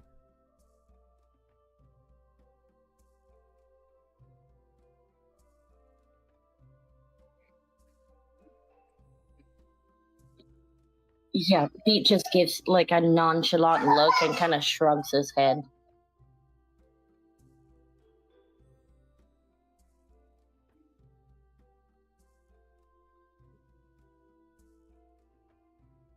Yeah. I mean, really, to go in any deeper would be a very long-winded story that likelihood you probably don't care too much about. I mean, are you going to actually join us at Sages? I don't know, My friend Oro here was trying to hire you, but you probably have a life and things to do and people to see, and you said a town to go back to, and probably, I mean, many fine damsels to lay with. Look at you, you probably getting all of the girls. Pete leans forward, rubbing his hand down the side of his hip curvature, right on top of his, like, like the old 90s super tight leather pants, you can see the hip curvature. Yeah. He puts his hand on that and he kind of rubs it a little bit, and he's like, well, I actually already made my own wealth through comedy and traveling. I've made sure my mom has been able to have a very comfortable life.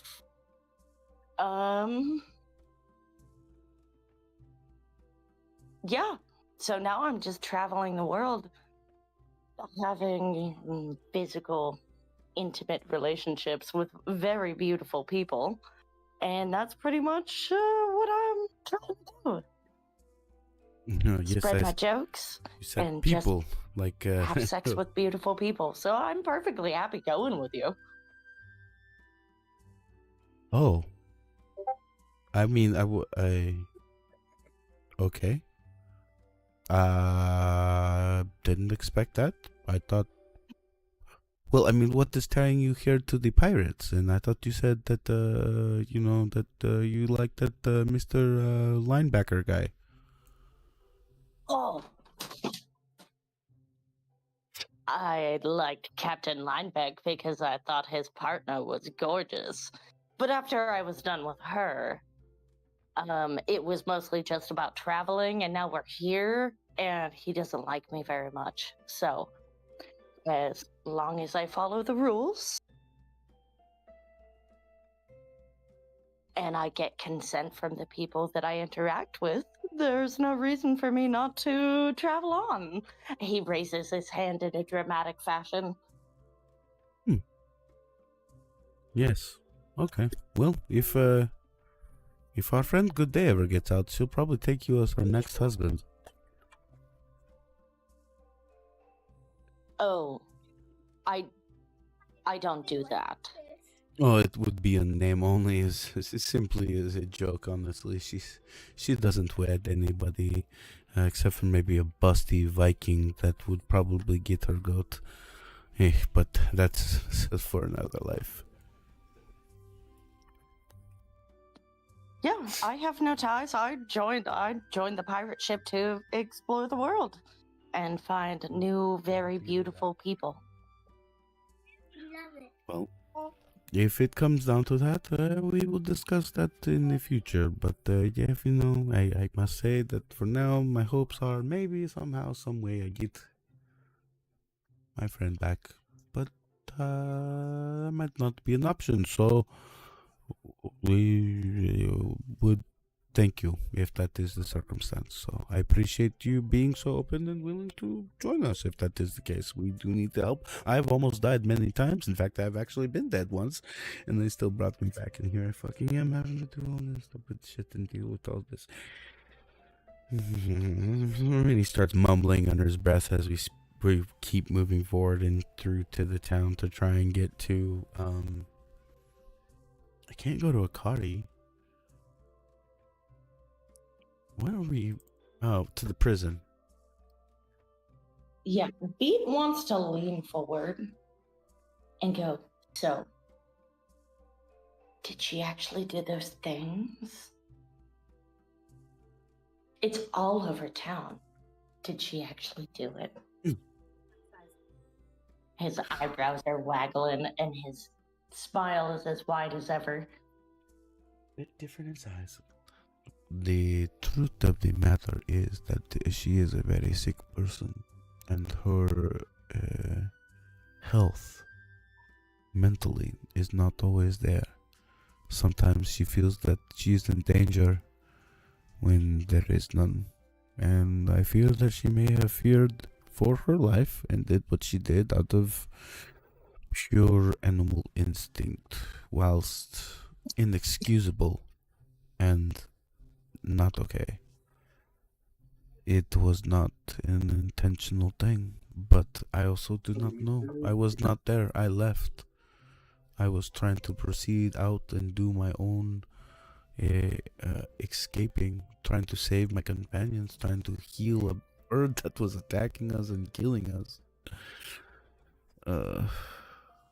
If anything, it could have been different. Things could have been different. We are supposed to be saviors. We're supposed to be saving this place, these people. We have already rid 2 temples. We've killed the dragon Ixir. Ixthedra? Yep. Ixthedra. And we went and fought the king in the tower.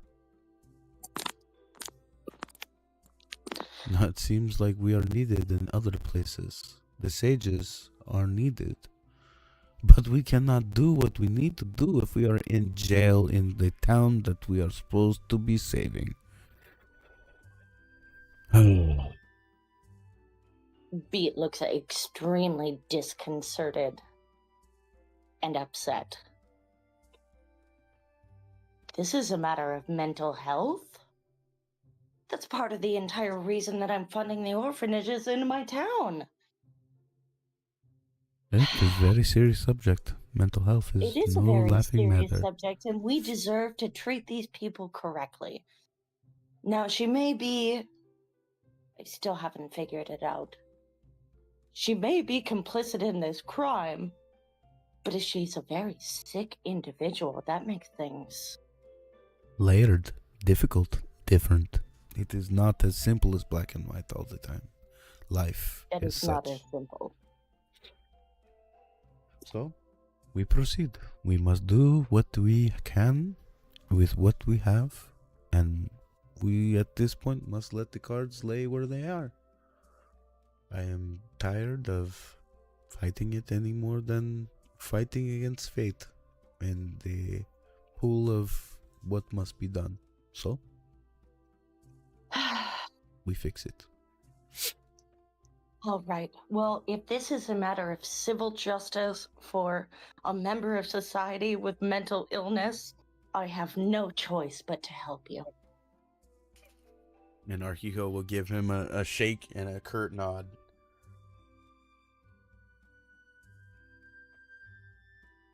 Why didn't your companion just say that? I'm sure he would have come around to it. He is a reasonable person after you catch him in the 2 or 3 lies. My last ex-girlfriend was like that. She used to tell people to break up with their boyfriends because she's bored, and then she would just leave them after a day or two. It does happen.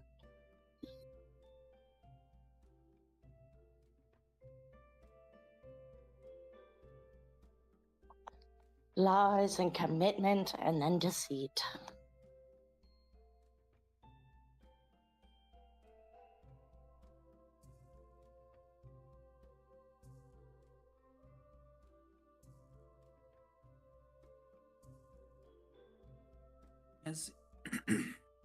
Okay, so you 3 are headed to the prison?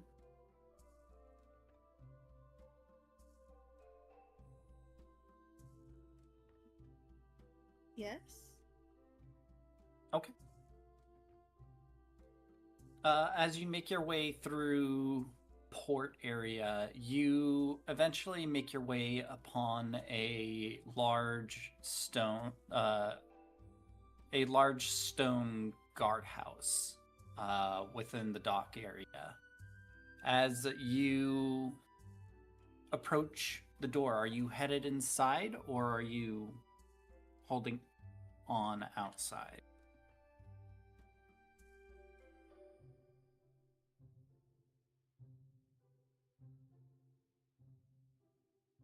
I mean, are you guys ready to head inside? Arhijo, are you ready?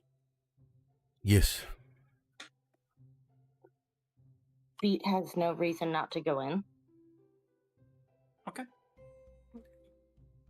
You all open the doors, and as you enter, you are immediately greeted to the sounds of a large handful of soldiers just lined up in a line hanging out in here. And you just hear all of them groaning in pain. You see that some of them kind of are holding their arms as they're all groaning. And you see a couple of other guards kind of moving about and tending to their injuries. Ooh.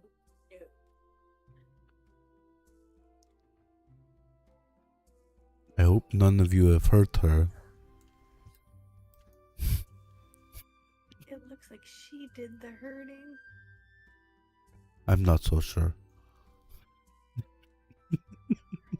Oh, Arhijo, you look down at one of the soldiers' legs and you see very obvious and very unique looking G'day bite marks on their leg.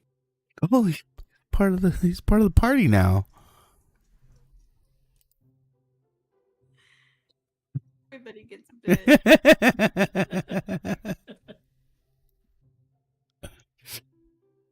Are you okay, sir? Oh, she bit me. Oh, who does that? Make sure you disinfect that. It's very likely you'll get infected. I want to crouch down, pat him on the shoulder, and say, "Welcome to the the." You know that monster? No, I was married to her. Oh yeah, and that. Oh, you're the insane guy from the other day. Sorry. Insane? Why would you call me insane? Well, you're married to her. Listen. Aren't all men just a little insane? Doesn't the crazy ones excite you a little bit? He looks at your face in abject horror. No! Nah, you don't know how to live.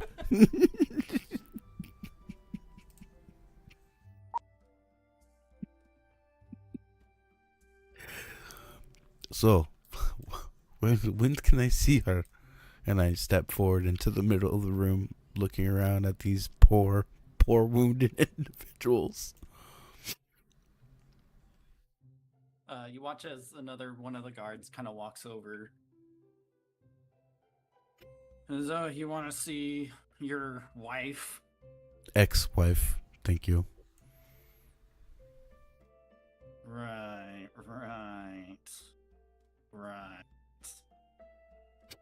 If you want to see her, suppose we can give you a couple minutes.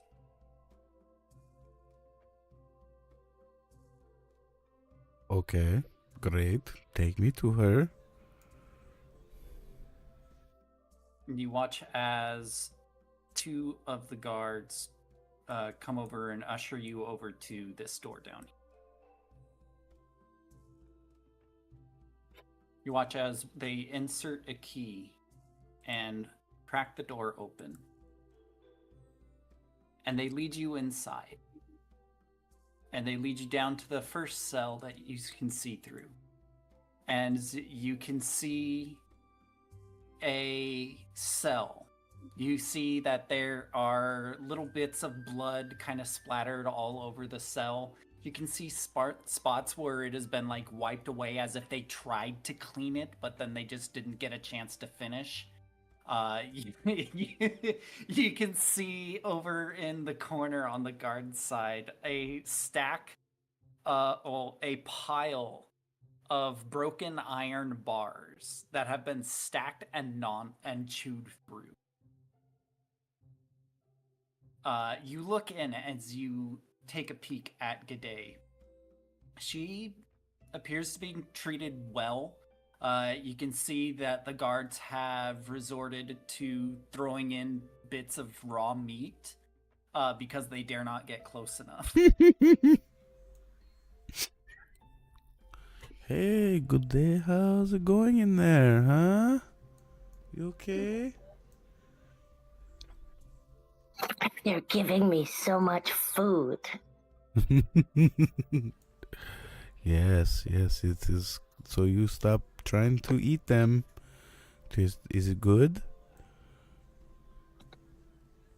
The food is good. Okay, It's yeah. more fun to scare them, though. And these bars. Who do they think they're gonna keep in with these? It takes me like a day and a half to chew through them. I tap on the bar a couple times. Check its composite nature. What is this, cast iron? Made of plastic? It's definitely like high grade steel. Yeah, okay, great. Well, I look left, I look right, and kind of like look over to her and like whisper, "We're gonna get you out." Oh. Oh, no, that's okay. The food comes to me when it's supposed to come to me. I could get out if I wanted to. In fact, Jerry over there, he's got a thing for my nails. She's like tapping from tiptoe to tiptoe. She's like, I can get him to let me out. Also, I beat Ted real bad. Yeah, you killed the guard. He doesn't know his leg's gonna fall off in the poison. Oh. They're going to try and kill you. You know how many things have tried to kill me? She like doubles over in laughter.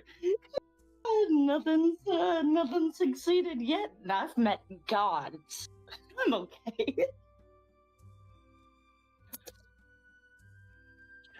Yep. Mm-hmm.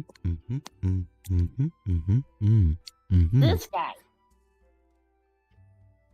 Well, I will come back and visit you soon. I'm going to find out what they're going to do with you and when they're going to do it and at what point and when the execution will be, or execution attempt. And I'll go try and treat that guard you gave the biting so he doesn't die and add another charge to your case. Please be good. Just eat the meat. Please stop biting guards. Yeah, just tell them they're not allowed to hang me, okay? Because that'll mess with the chip in my neck. And then I can't go to Valhalla.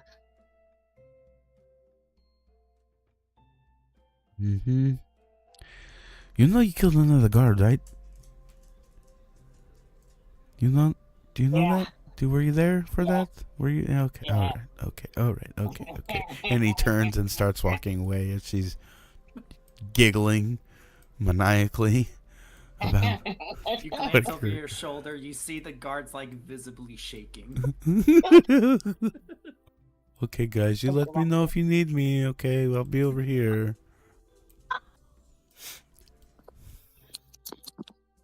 And I proceed back over to Dee Dee. As I'm going over by, I'm like, yep, she's fucking lost it. She's lost it, but she's like, okay, right? And our Hijo will start like rolling his head in a yes no circular like no, sure, yeah, no, yeah, no, yes, no, she's that, yes, no,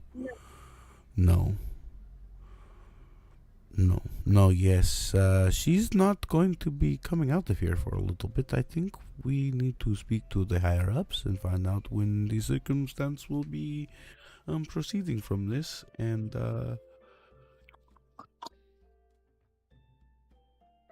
Okay. I don't, yeah.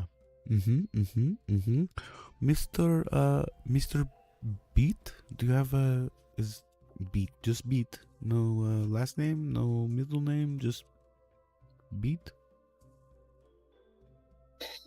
Beat will stand up to his full height, take a good inhale, and go, "My name is Beat Rozhnikov," as he holds up one hand in the air. Oh my god. In a very dramatic gesture. His name is John Cena. You know, Just like leather pants. that's exactly what I was going Stop for. it. Yes. Get it out of here. Oh, okay. Well, there's a good chance I will need your help in the future, and I might indeed ask you to join us. So, can I ask what you do? Are you battle ready? Let's go have a conversation. All right, guys. And I look over to all of the guards. Call me if you need me. And I proceed towards the door. Oh, wait. Is there a higher up I can speak to? When are you guys going to try her? Or convict her? Or try and execute her? Try. Well, the captain is currently off duty today. It's her day off. Excellent. So We really not today. expect the captain of the guard to be in on her day off. Did you see the thing that you have in the cell? You think it's going to take a day off? I don't think so, but okay. Yes, I'll come back But tomorrow. to answer your question, she is the investigation is still underway. The investigation is due to be completed within the next 2 days. At which point, if she is found guilty. She is looking at life behind bars. If she doesn't make things worse for herself, that is. Oh, she's totally gonna get killed. Okay, well, that was valuable information. I appreciate that. You are. And I put 1 rupee on the table. And then, you know what? Actually, I picked that rupee back up and put it back in my pocket. Nods in appreciation. As you walk away, you hear one of the guards whisper, "Is he about to try to bribe one of us?" Like, that was supposed to be a tip, but you probably shouldn't leave that. It's probably not a good idea. Yeah, Beat's gonna lean forward. I don't think it's really your place to be able to question the abdication of justice. Didn't you receive a summons as a next of kin? Like, that's not really appropriate to the lawmakers of the land, don't you think? I do not know of these people's customs, traditions, law-abiding or not. Back in my culture, it was, if you're evil, they kill you right on the spot. So, no justice there except for divine intervention, if possible. So, I do not judge anybody. Can Beat try to ascertain the alignments of Didi and Arhijo? How would you try to do that? Yes. A good hard looking up and down.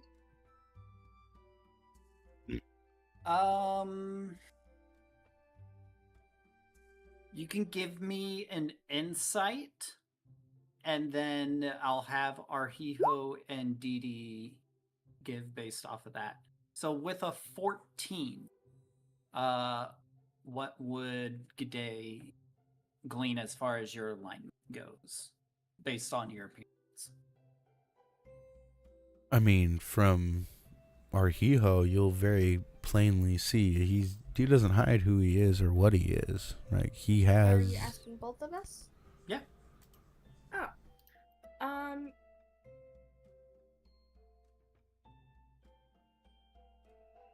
You would see Didi's neutral. I mean, after our conversation, if you looked at Arhijo, you'd pretty clearly see that he's probably a good aligned person. He seems like, after our conversation, being forthright and honest up front, and if you have any detection of, like, I don't know, personality or character, he seems like a holy man. So I'm gonna say you sense good. Beat will give a squinty-eyed look and look both of you up and down and then give a nod of approval.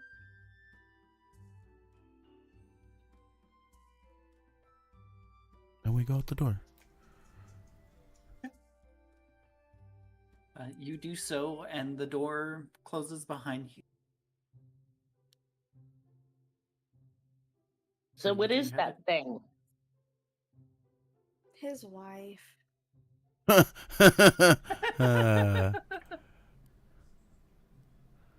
Why is that the simplest and most accurate answer you could possibly?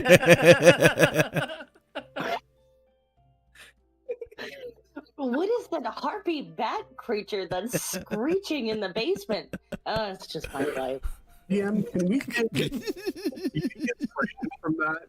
And like the inflection, the tone, everything was just perfect. Okay, well. I'll give it. That was beautiful. Thank you. It was so like, That was awesome, BD. Really awesome. That was good. I appreciate it. There was a stunned silence. And no communication comes back after that. Just nothing. What else can you say?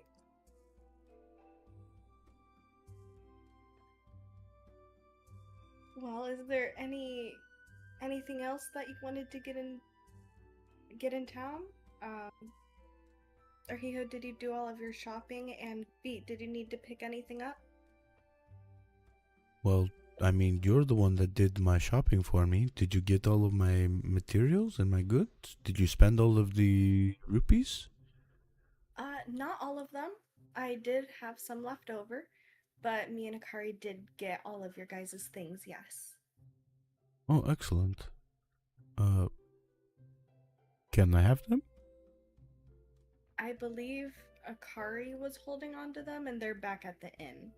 Ah, see, this is perfect. I think now, as a group, we can reconcile and come together, everybody all in the same place. Except for Oro, of course. Maybe we need to just address that too. Maybe pay a fine. Oh.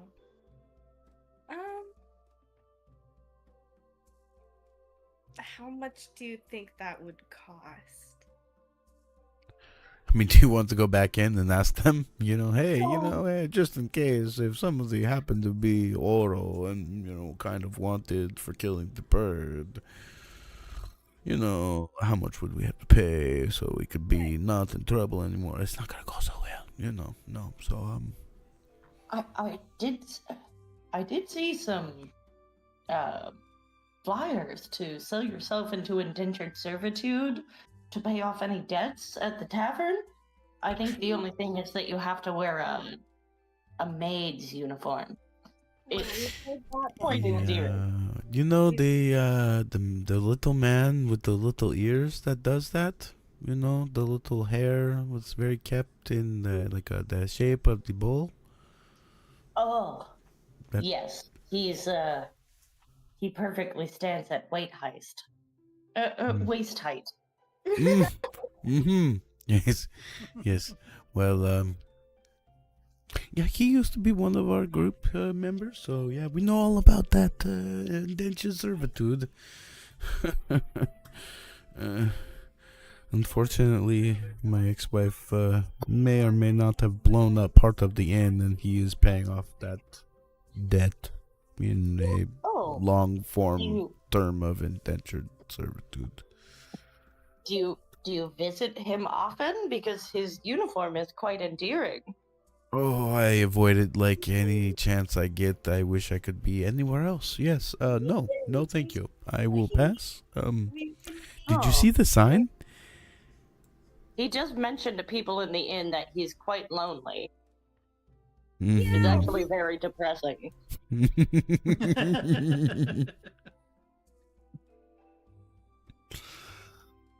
I mean, if it helps, we want to see him, we just haven't had the time. Let's go meet up with the Kari, and we will see about maybe stopping by Lady Aroma's wait, no. It is gosh dang it, hold on a second. Oh, and Arhiho, would you like Madam Aroma? Madam. Oh. Right? That's who it is, Madam. Yeah. Madame Aroma? Madame. Yep. Did you want your guys' rupees back? How many? 1,500. That's how much I gave you. How much do you have left? No, you gave me both yours and Goday's leftovers. That's your guys' combined. And how much? That's how much you have left over. I'm pretty sure that's how much I gave you. Are you sure? I am positive I did all the math. Oh. Danny, how much did you give me? I don't think it was that much. Are you sure? Cause I have my share that has barely been touched. Uh-huh. And then when I bought Oro might have something to say about that. Oh yeah. Okay, so you spent all my money before you touched any of yours? Right? Wait, what? Yes. And No. we still have 1,500 left? Well, Did you that's give just any to Akari? No. I thought Akari needed something, and I said to use it for Akari.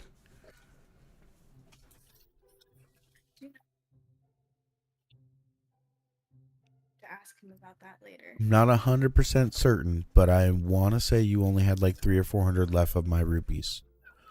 And we gave you like 1,500 or 1,600 in total, but my armor was already like not cheap.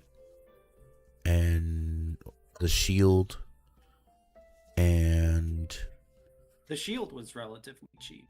Was it? The armor wasn't Yeah. cheap though, right? The The armor armor was like was a not K. Yeah. Well, how much was the armor? If we recall.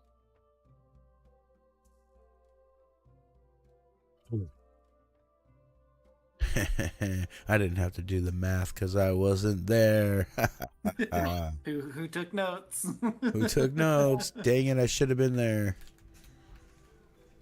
Gosh. I believe it was like...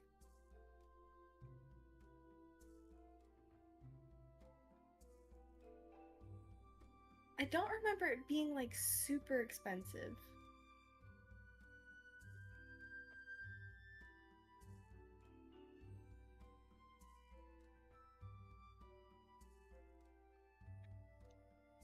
Hello, will you please move over off of my screen onto the other? Oh, no? Okay, never mind. Can't make that right now. Oh, can make this right now. Oh well, we can look that up at another point. That doesn't matter right now, right? But I'm gonna say you only had like 300 or 400 go. I'm not gonna go crazy and try and spend until we confirm on any notes. But this brings me back to what I was actually kind of asking in the first place. Beat, what kind of gear do you have? What do you do? Do you require anything that may help you if we did indeed ask you to join us and proceed likely towards the coast? It sounds like that some of those people from the bay need help.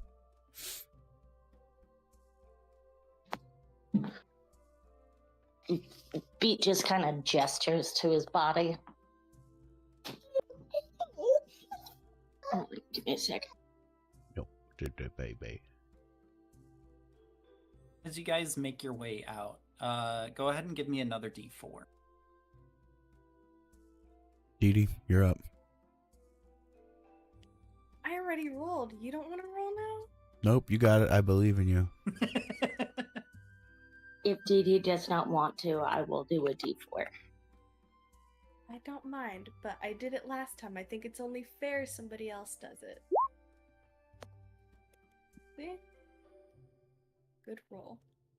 That seems about right for Beat.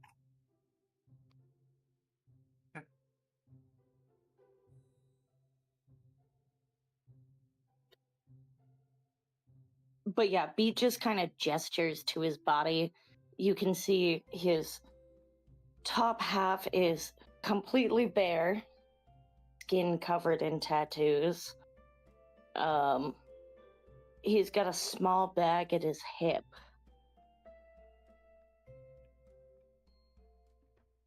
He's got like a little bedroll underneath the bag, but you can't really see anything else that he's carrying other than his little teeny backpack, his super skin tight pants, and his bedroll. There's a little set of drums that are attached to his bag as well. What, you do not use a weapon? No sword? No dagger? No... Do you cast spells?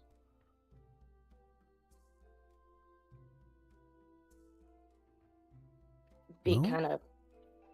kind of puts his hand to his face. Well, there are things that I do, but I'm a lover, not a fighter. I prefer to help you guys. And unless somebody has a sword in my face, I just don't really feel like it's worth my time. I'll just make fun of them. Okay. Well, if you do need something, please let me know. We have funds, and I will generally advise my boss to make sure we make the appropriate purchases to help the whole team.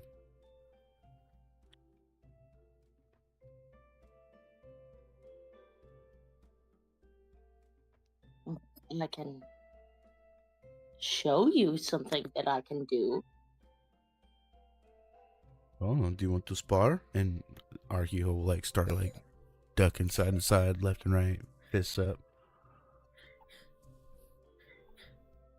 Beat's gonna pull out his microphone and go, the way that you move like that tells me that you have an ingrown toenail that you have not treated. And he's gonna roll for vicious mockery. Arhiho is hurt. Hurt. You're casting vicious mockery on our hero. Yeah. No. Arhiho, give us a wisdom save.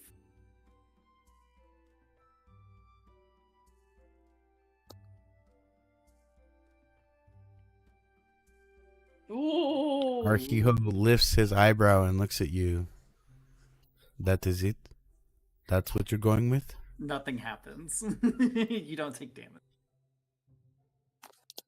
But proceed. I'm very I'm so hurt. Yes, that ingrown toenail.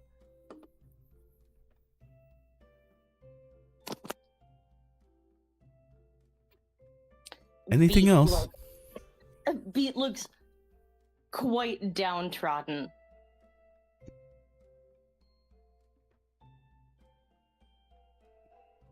Then he wants to make another insult. Try again.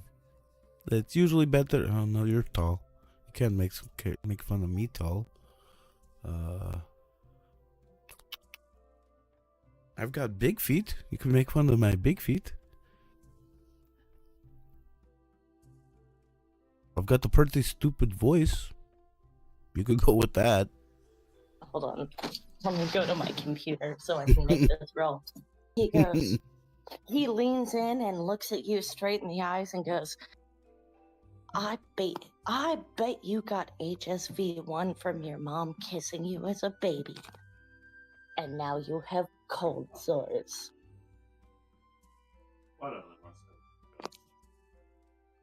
Where is it? Nope. Nope. Not hidden. Or he has a brick wall.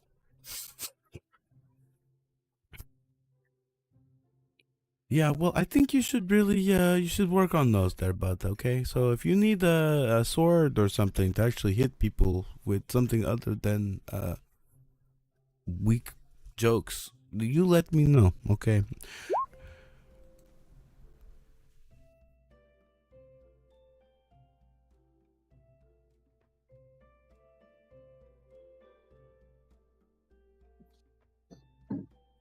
Okay. The second set of vicious mockery. Yeah, I rolled a 26. Oh, yeah. He's like, Well, since you seem to be immune, that's okay, because I'm still just joining to find very beautiful people. Well, See Dee Dee. I mean, yeah, you could try it on her. Oh, no, he would never. That is a lady. And Beat is a gentleman. Debatable. Just ask your friend Oro. He'll tell you how much of a gentleman I actually was. Oh my.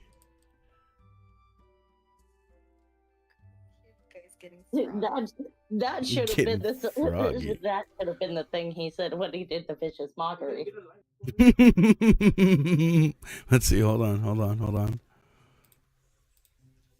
Oh, that would have gotten him. Yep.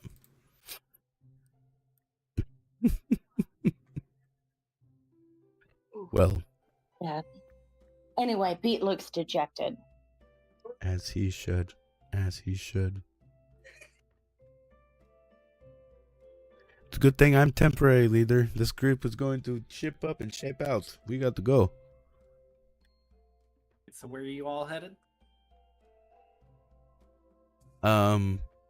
We're gonna go find Oro. I know that is not exactly the most ideal thing right now because he is AFK, but or not Oro. I'm sorry, Akari. And I will be trying to meet up with him and explaining the whole situation. We will meet with him, introduce him to Beat, let him know we went and saw a good day. She's absolutely fucking lost it. They're poking her with sticks and feeding her raw meat, and she may or may not be tried and imprisoned for the rest of her life. She's basically a tiger in captivity. They're scared guards that have to take care of her currently, so we should probably send a muffin pack or something to their families. And then, you know, check in on, I guess, Farquaad. So apparently he's lonely and needs help occasionally. And wears this weird bunny outfit thing. And then we got to do some clerical work to find out who Dee Dee's been stealing all these rupees from, because... I'll figure that out. What happened? So we've got a bunch of walking around town to do before we go find Oro hiding in a bush, sad under a tree because his group that he leads has left him to go into town. And I'm going to reach out to Oro. We'll be back soon, buddy. We're going to find out how we clear your name and make you innocent, okay? I promise. Okay.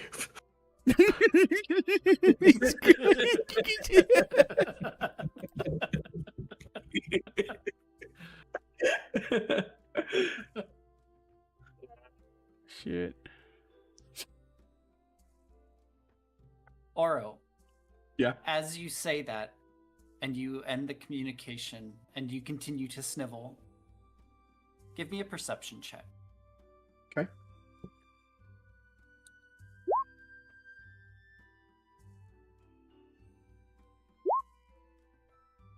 Ooh, 21.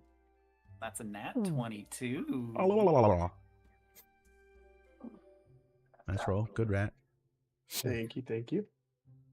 You, as you sit here in the forest by yourself, Okay. you hear the sounds of the birds chirping, and you hear the sounds of some bushes move. And as you look up, you watch as this younger girl comes skipping along. You see that she has a shoulder-length haircut with beautiful rosé hair, with a lunar flower hairpin in her hair. What? As she approaches you.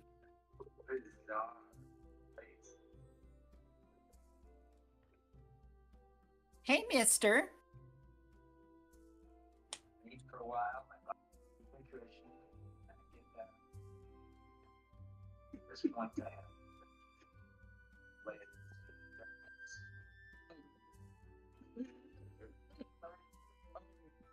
Hello? Sorry, my allergies are getting to me. You cry funny. I'm not crying. Tell me, tell me. Do you have a funny name? You look like you have a funny. Why would I have a funny name? I don't know. You just seem like a guy who has just like a really funny name, like a 6'7". I don't know what that means. Yeah, like your name is a number. Like 6, 7. No. I am Ornarius. What's your name? Sorry, my allergies. My name's Mila. It's a pleasure to meet you, funny Oro. Well, it's a pleasure to meet you too. Mila, sounds like our hero.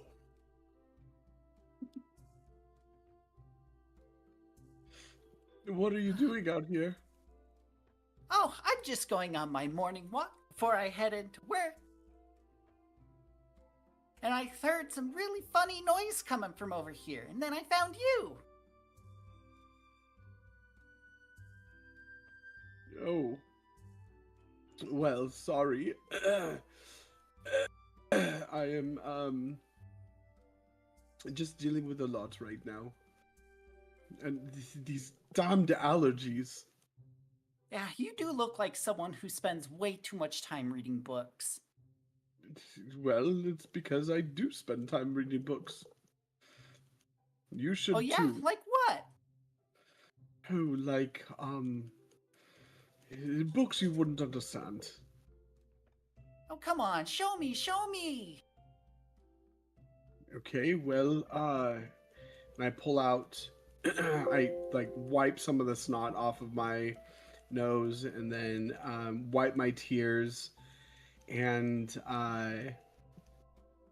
then I pull out my grimoire, and I begin to show this little girl some of my grimoire. As you do so, she kind of looks on with this excited glee. Ooh, ah! Ooh, what's that grim-looking book? And she points at the collector's book. The collector's grimoire in your pack.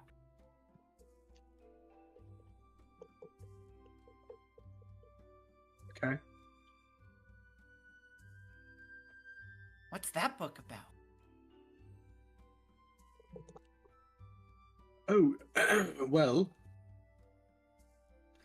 it is, and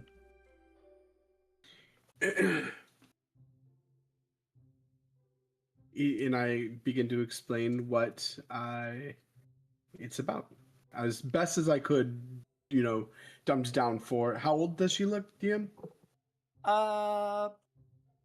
Probably like 12. Like 11, 12. Okay. Yeah, I try to explain it as best as I can. It's very, very much stumbling through.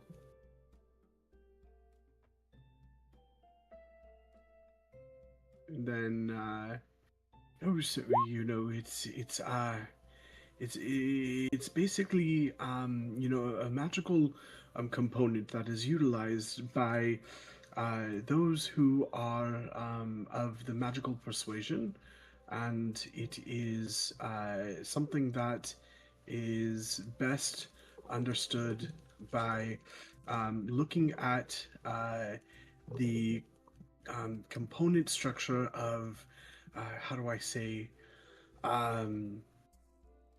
the necessitation of various magical ideologies which harken back to the age of understanding, right before the Great Cataclysm. And I begin to kind of mumble and drone on. I don't understand half of what you're saying, but it sounds like you were always looking into the past. What about your future?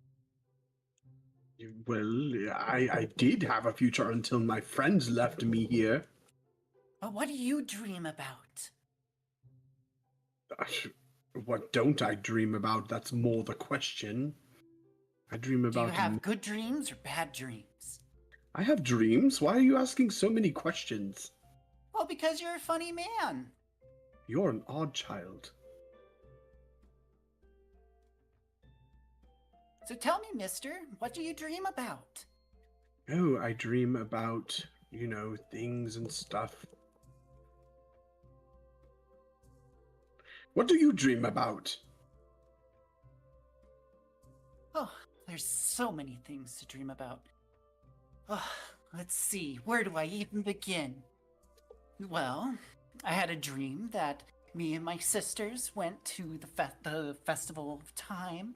I had a dream about yummy foods. I had a dream about Vex and Biza.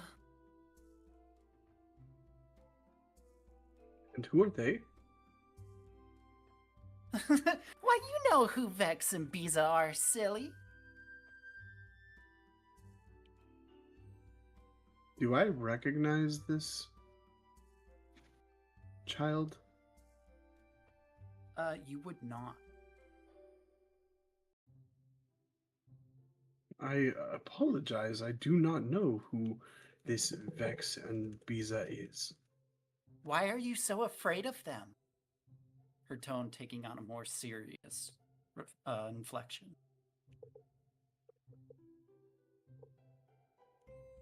You know they're still looking for you, right?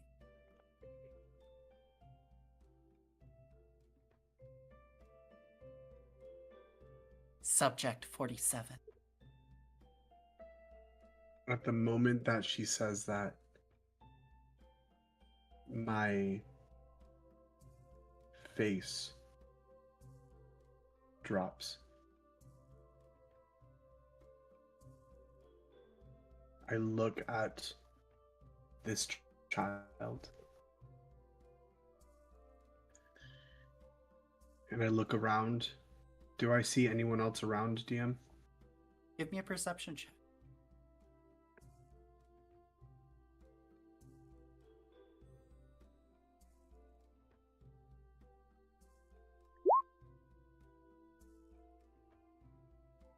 You look around, but you don't hear or see anything.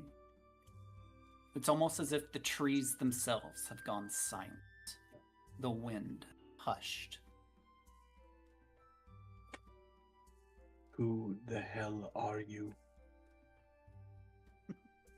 I already told you, I'm Amila.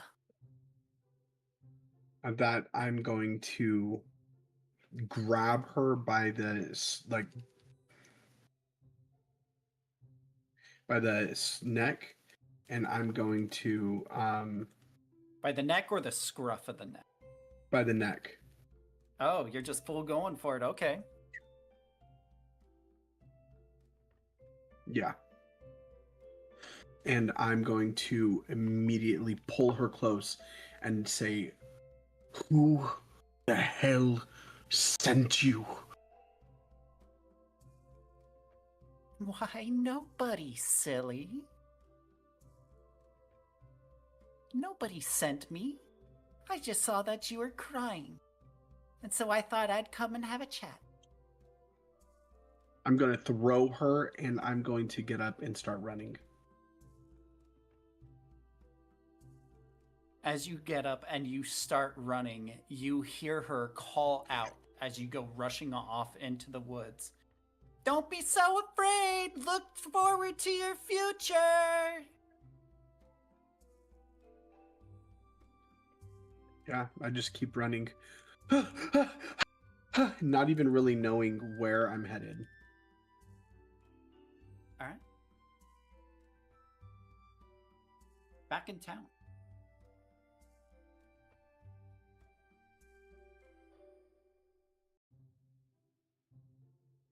Didi, Beat, Arhiho.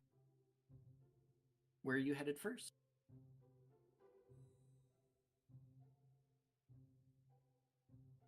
I thought Arhio wanted to talk to Akari. So first stop is Akari? Yes, first stop would be Akari and explaining this full situation to him and let him know what's going on. Maybe even sending him to go find Ornarius. Because who knows if he actually wants to be known with our group quite yet. But it would be safer to know our group now that we're possibly going to be coming to some sort of resolution legally in our legal woes here in Clocktown.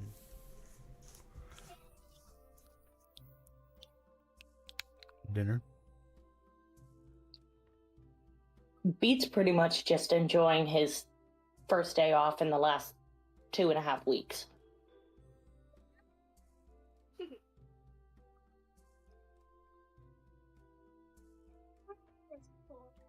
No, that was breakfast. That doesn't count. And we're gonna go. Yeah, sake of brevity's sake, let's just say we went and talked to Akari. Akari, we'll roleplay that out next session. I was just making a note. Where are you headed next? Next, do we have any business in the mask shop? Did we have a mask to return? Somebody was borrowing one still. Yeah, you guys had borrowed 2. Yes, I think I still have one of the masks. I know it got passed around a while ago, but I think I have it back. And G'day had the stone mask. Yeah. I don't think that she did she? I believe I gave it to Oro. Yes. That's right. And he's not here. Nope. So, let's go ahead and mark that off. I still have this Ecthedra heart I still want to do something with. But that may be for another I time. believe you guys also have the reflective rock or the reflective material as well. That ore. Oh, yes. Wait, he didn't use all of that on his. Like, wait, he didn't use all that for his shield or something? You guys didn't get sent it with him.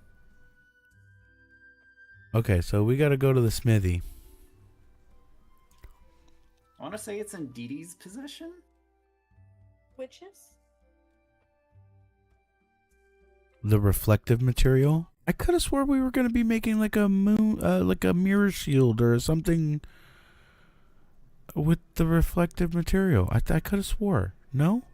You guys never sent it with them. Because Dee Dee and Akari went into town. You stopped, gave him the chitin plate, the money.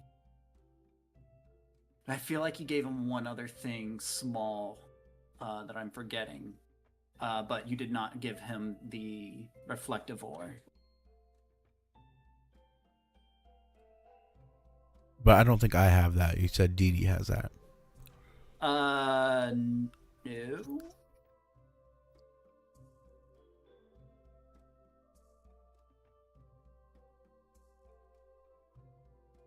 Want me not write it down?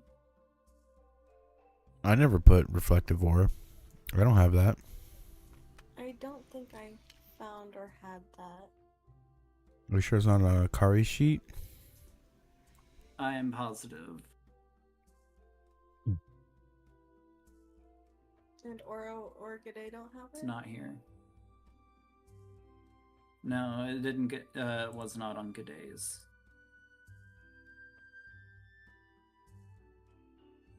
No, that would freak out today.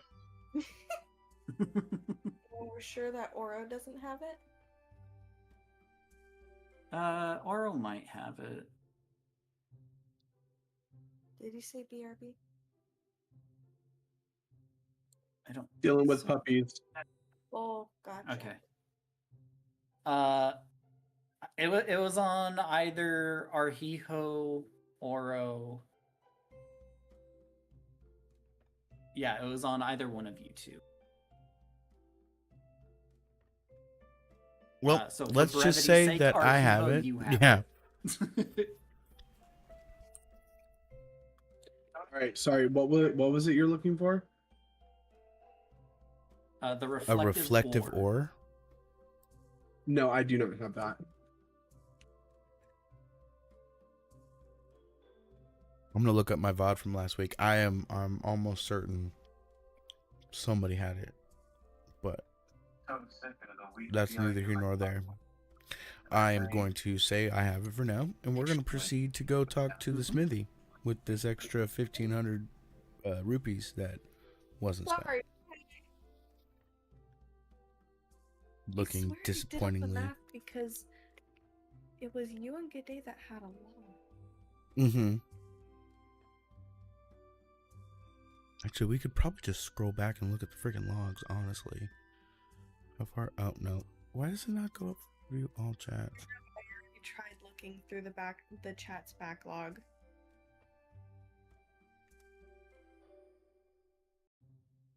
Did it get reset recently or something? I think so. No, it should have the chat log for everything. Oh, you got to do older. back. You have to hit Oh. Yeah, buttons. you gotta look at the chat archive. Show on one page. There we go. Yeah, that's what I want. Well, maybe this was a bad decision. Because it's gonna pull everything.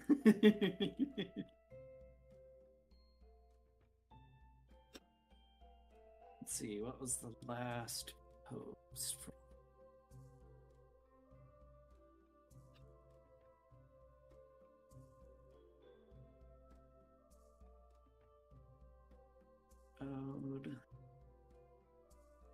This is where this was last time. So, at said team game, I said still safe to step away. Did you spend all the gold? No, it's not. It's team money, team game. Give that man 200. We still have 1,000. So if at that last recommending we had given Akari 200, we still had 1,000, not like 1,300. So I think that would put us at either 800 or we were at 1,200 and we gave him 200. I really want to say. What was the wording on it? The wording was, give that man 200. We still have 1,000. Okay, yeah, so you'd have 800 left. 800 left is where I want to say we're going to be at. And I know we might not know, but I really want to say that Akari did have the reflective material. He may have gotten rid of it off of his character sheet because he gave it to the mountain smithy, but I don't know for certain. He did not give it to the smithy because I was waiting for him to give the You're smithy like, the order. I'm I'm really excited with what I did with this. Okay, all right. Well, we are going to go in and see what else can be done because I do have an armor from this gentleman that I just got, correct? I got to figure this out. Yes. But I am still questing for a shield. Whom gets that shield? We'll see. Maybe it will be me. Maybe it won't. Okay. So you guys head to the smithy. Also, Beat, can I have you roll for me 3D100?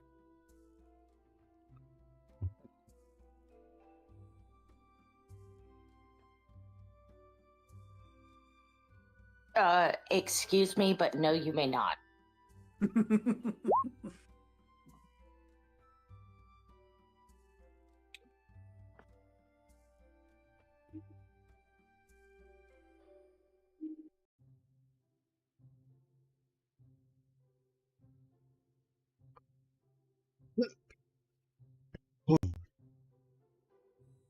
Quick map here.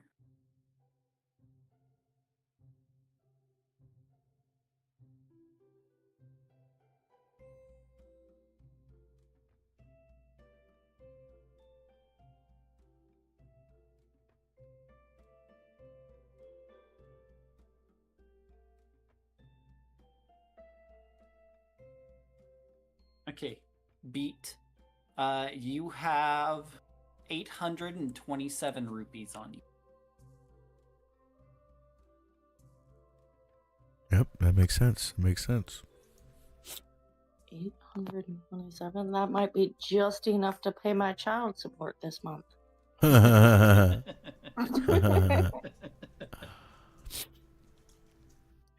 I still have 499. I didn't give you all my rupees. I just gave you our winnings.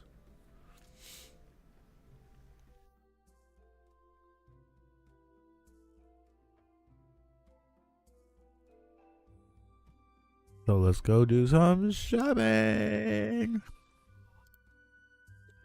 All right, you head off to the shopping district. You make your way to the mountain smithy, and you speak with Zubora and Garbora, who, what do you offer? Just because I'm going to brevity sake this. Just going to be offering the material, the reflective ore, and I want him to look it over and give me any suggestions that he might have. I, of course, am in search of a fine, well-crafted shield. However, his unique expertise and genius may lead to a different fruit that will taste sweeter. So whatever he thinks would be great.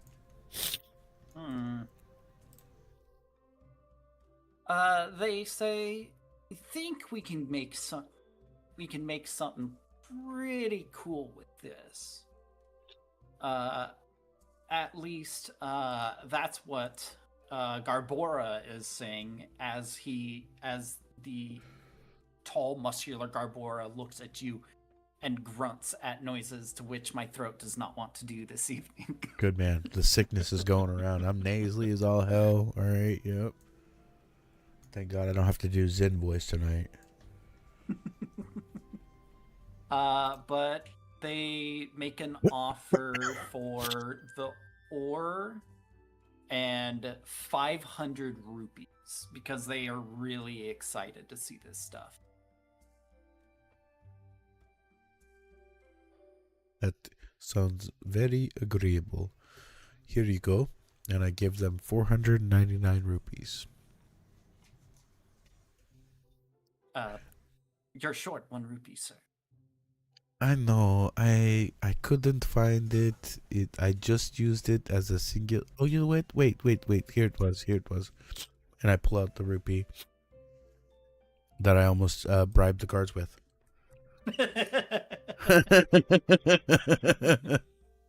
All right, thank you. All right, Garbaro, you're the most excited one. Have at it. And he does, and they excitedly get to work.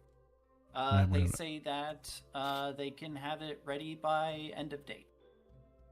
Excellent. That will be greatly appreciated. I will be back in this evening after some more discussions with some friends and some things. And yes, I will leave you to it. Thank you. I would give you a tip, but I literally have nothing. And I flip my pockets inside out. I'm flat broke. There's a freaking dust bunny that pops out.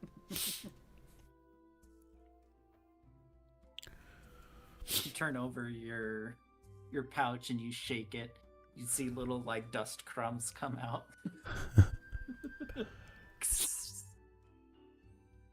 So I hope that shield or whatever you make is going to be worth it. I'm counting on you, Gorwara.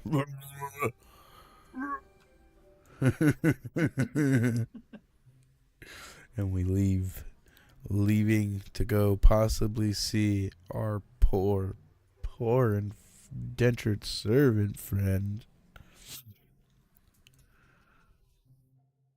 All right.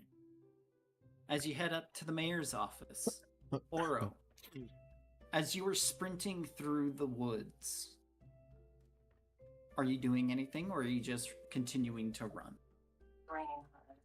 I'm continuing to run, DM. That severely spooked me, and I looking back. I would be constantly looking out around my surroundings to see if anyone's chasing me, if anyone's coming after me.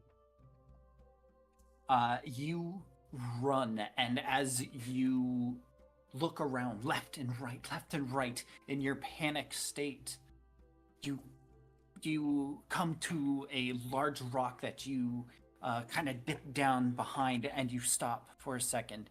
You can feel and hear your your heart pounding in your chest, and you listen. Give me a perception check.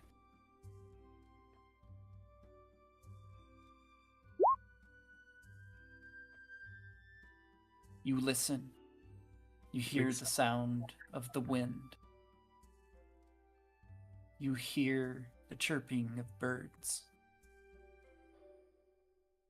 But you do not hear anyone following. I quickly peek around the grok and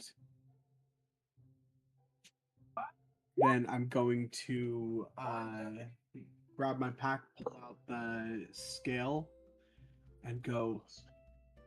Ahiho, Ahiho, Ahiho. This is very important. The Bizatooth, he found me somehow. I don't know how, but he sent someone after me. I'm currently running, and I'm gonna look back around I pocket the scale. I look back around the rock, and then I'm going to continue taking off. I was running straight, and now I'm going to run in a different direction. So if I was running north, I'm gonna run west. Okay. All right. And you do so. You continue running through the woods. Arhiho, as you Beat and Didi exit the mountain smithy, you hear Oro's voice over the sending scale.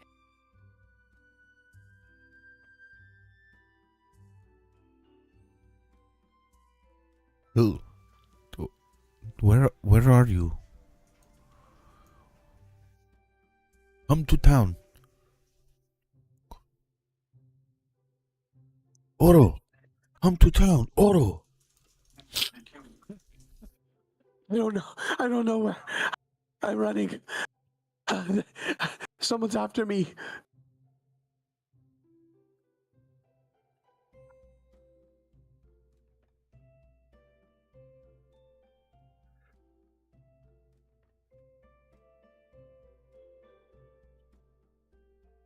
My head, I'm just seeing freaking Blair Witch Project and fucking snot dripping down your nose. One of my favorite horror movies. Oh my gosh. Dude, classic. Classic for sure. And with some haste, I will make our way towards the gates and out to the forest where Oro may or may not have been left and running scared. All right.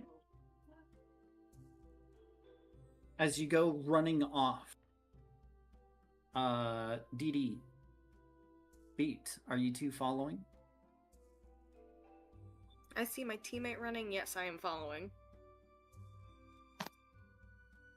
Beat is considerably confused, but follows shortly after both Arhiho and Didi, skipping with his hands to his side and his flower in his ear blowing in the breeze.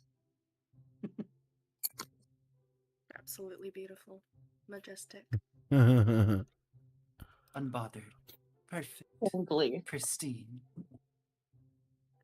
Maybe he's born with it. Absolutely was. Or maybe it's Maybelline. Or maybe it's Bizatooth Malcontract.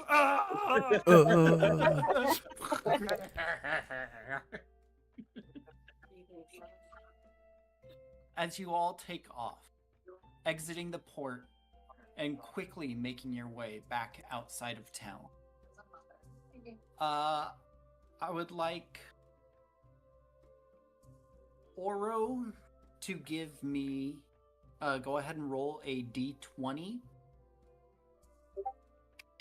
Beat, Arhiho, Didi. I would like one of you to roll a d20 for me. I'll get this one. All right. Yes, please. Only fair. Beautiful. Okay.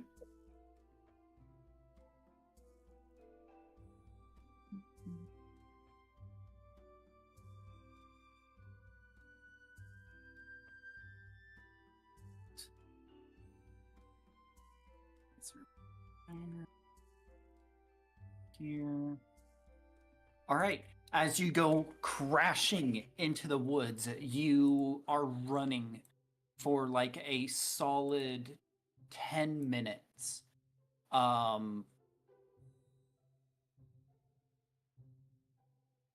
you don't seem to run into each other. What do you all do?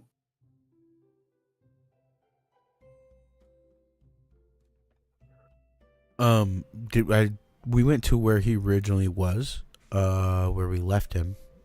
From that Yes, he point, is I not would there. like to try and see if we can track him from there. We can see where he ran. Is there anybody around? Broken branches? Any footprints? Did he leave any scat behind? Did he shit himself? No, he I will say for There's a urine trail heading in towards a certain direction. You see footprints, Oro's footprints, taking off into the woods. Whether there is scat behind, I will leave that to Oro's discretion. No, there's not, but there is a trail of urine. You should probably get that checked out by a doctor. Yeah, bro, you need some Kegels in your life, my guy. Oh, yeah. Of you made me ink. Oh. Beat's going to be gracefully and fluidly bounding through the forest, going, back rubs, back rubs, here. Back rubs, back scratcher, Back scratcher. Back scratcher. As you all go taking off into the woods, you follow Oro's trail. I would like for you three to give me a either individual survivals or one with advantage.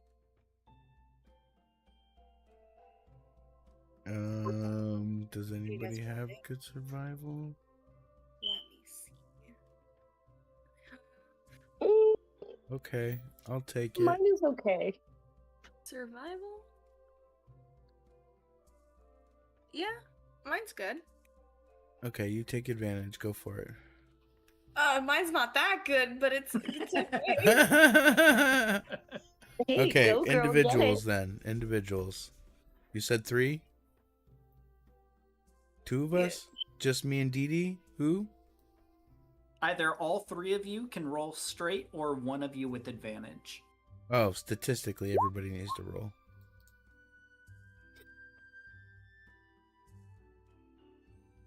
You guys' survival sucks. It's okay. Not like a 1. You guys' I think survival 3 is blows, okay. bro. Dee Dee, as you start following the trail, you kind of get a little sidetracked as you begin to see like all these little bugs kind of crawling around. Have a good that kind of really night. pique your interest, and you find yourself a little bit just kind of distracted. With Arhiho kind of having to pull you back in or beat whoever wants to. He'll be fine. He'll be fine. We'll find him. But Beat and Arhiho, you two are relatively easily able to continue following this trail that Oro has left behind. Oro, I'd like for you to roll a d20 for. Out here. Right. The only hole left for me to save is the DM. Okay.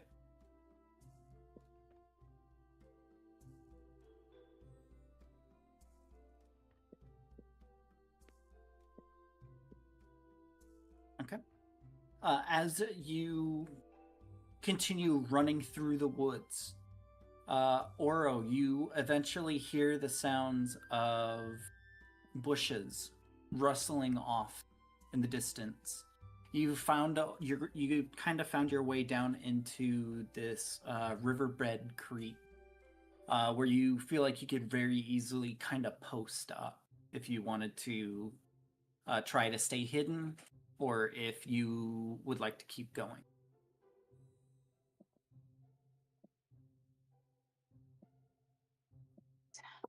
I'm going to try to stay hidden here.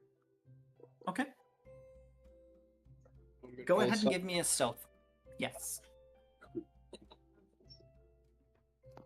All right, dice, don't fail me now. 11. Okay.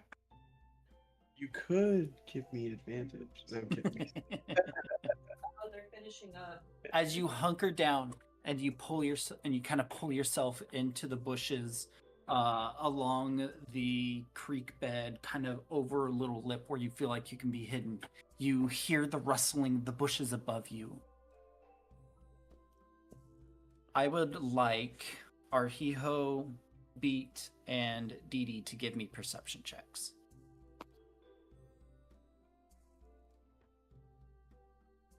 I just want to say that Beat is actually in the process of pulling out his microphone as they're following Aura's footsteps, and he has a song to sing that he begins to sing to himself, not paying attention to actually following it all. As you three walk along, you see how the terrain itself kind of dips down into what looks like a riverbed, and you hear the sounds of rock clattering down beneath you. Arhiho and Beat, you hear this. Dee Dee, you found some new friends. A little daytime moth comes over and lands on your shirt, Dee Dee.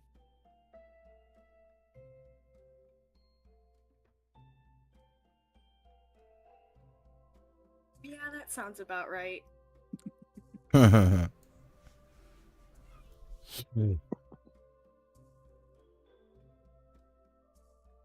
As you get closer, you kind of peek over the ledge, Arhiho, and you smell what can only be described as Orinarius. Oh, great. I can smell his smell. I know I've been around him long enough now, that's for certain.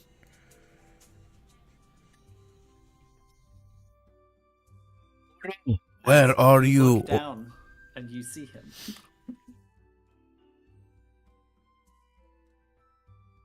And I'm calling out to him, like yelling, like he's not going to be right there. Arhiho? Yeah, boss. Thank You God. okay? Now that you are here, I step out from behind the bush, and I put my hands on my knees as I bend over, and I'm trying to gather my breath, and then I stand up and I put my hands behind my like over my head, behind my head, trying to open my airways, and I'm like, oh my gosh, did you see anyone on your way here? No, it was just the forest. The birds, the chirping, the squirrels. No danger. What are you running from? You said they found you or something found you? You sound so panicked. Yes, there was a little girl that came out of the woods as I was sitting there minding my own business, definitely not crying because you guys had left me. It was allergies, and then she told me that that they had found me and referenced me as.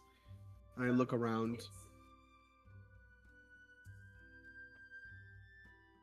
Number 47, which was my Test name. Yes. That is concerning. You said a little girl? Yes, but it is tactics that they would use, so it's not so out of the norm. You They sure like you didn't just imagine this? there's a real moment of thought, and you look as my eyes look down to the left. I suppose I could have, though that is not. I have never done that before. No. I do apologize. Do not doubt your eyes. We have seen too many things in this land. We've been through too much. I believe you. If there was a girl there, and you say that she spoke to you, it was some sort of interference in some sort, but do not let it stop you from the goal. Remember, brother, we have a goal. Right. Come what may, right?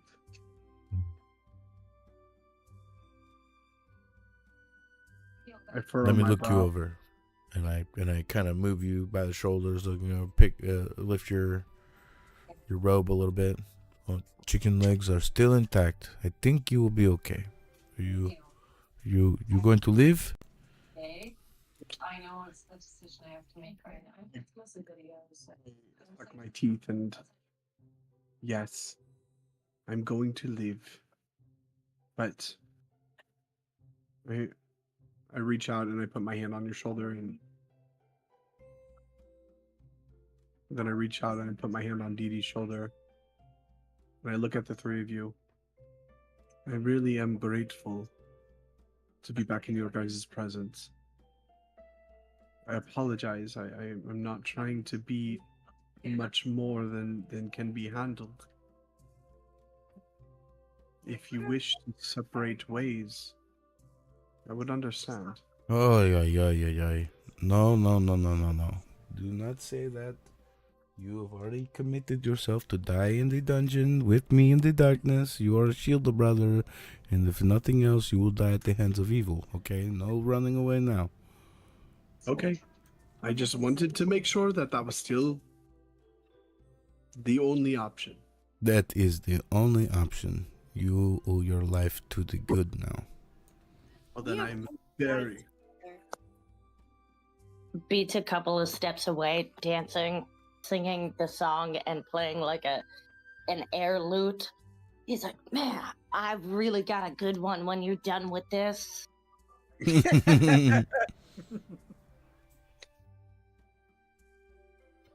All right. Well then, you Now. said come into the town. How am I going to do that? Well, it was better than you dying out here screaming and running. At least I would know how to find you. Plus, it would seem that there will be some sort of resolution within the next couple of days with Good Day. She will either be kept here indefinitely as a prisoner, fed 3 square meals a day, because she has pretty much completely lost her mind. Yeah. So we may indeed need to have an additional member join the group to make up for that which is lost. Beat may have been a great blessing in disguise. You didn't know them. You invited them to join the group anyways because you're a good leader.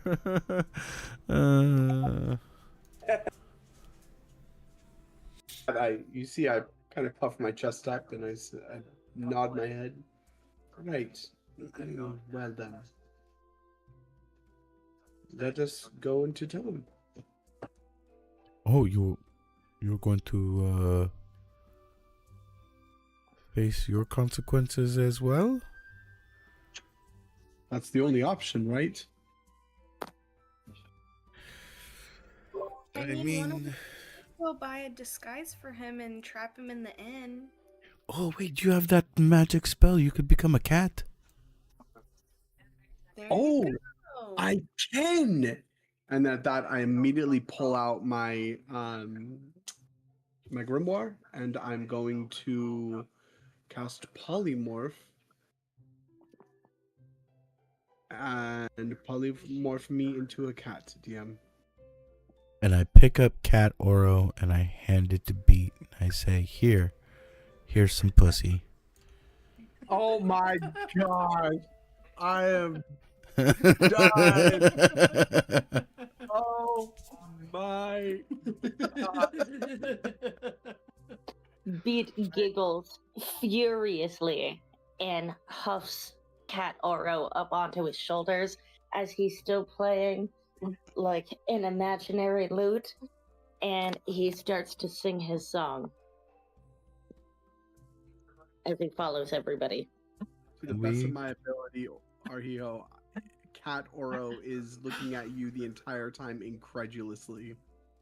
Rihiho is quite proud of himself and walking with the strut like a man that's just done things, gone places, and seen things. Yep, accomplished. We got the background music as we're all strutting along, following the steps that you make. Tiny little paths I want to take. Heel to toe on sandy ground, listening for all your sound. And he's just like being very dramatic as he moves along and sings. And he's just got Oro as a cat on his shoulders. Yeah, this is what the group has been missing. Some music. Yeah. This is good. Yeah. Yes, that's what we've been missing. Potato. Balloon potato. And we've gathered Oro, and we're gonna take him. We're gonna go turn him into prison. Wow. So you're going back to the prison, the guardhouse? You gonna cash in on his bounty? No. Here's your culprit. He's the one that killed the bird. It's the cat. But this is just a cat. Poke it with a stick.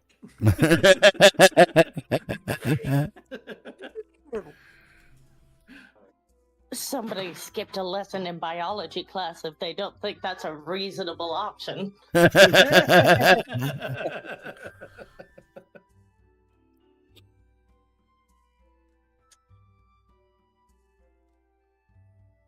Yep. So And, seriously, you going to the prison?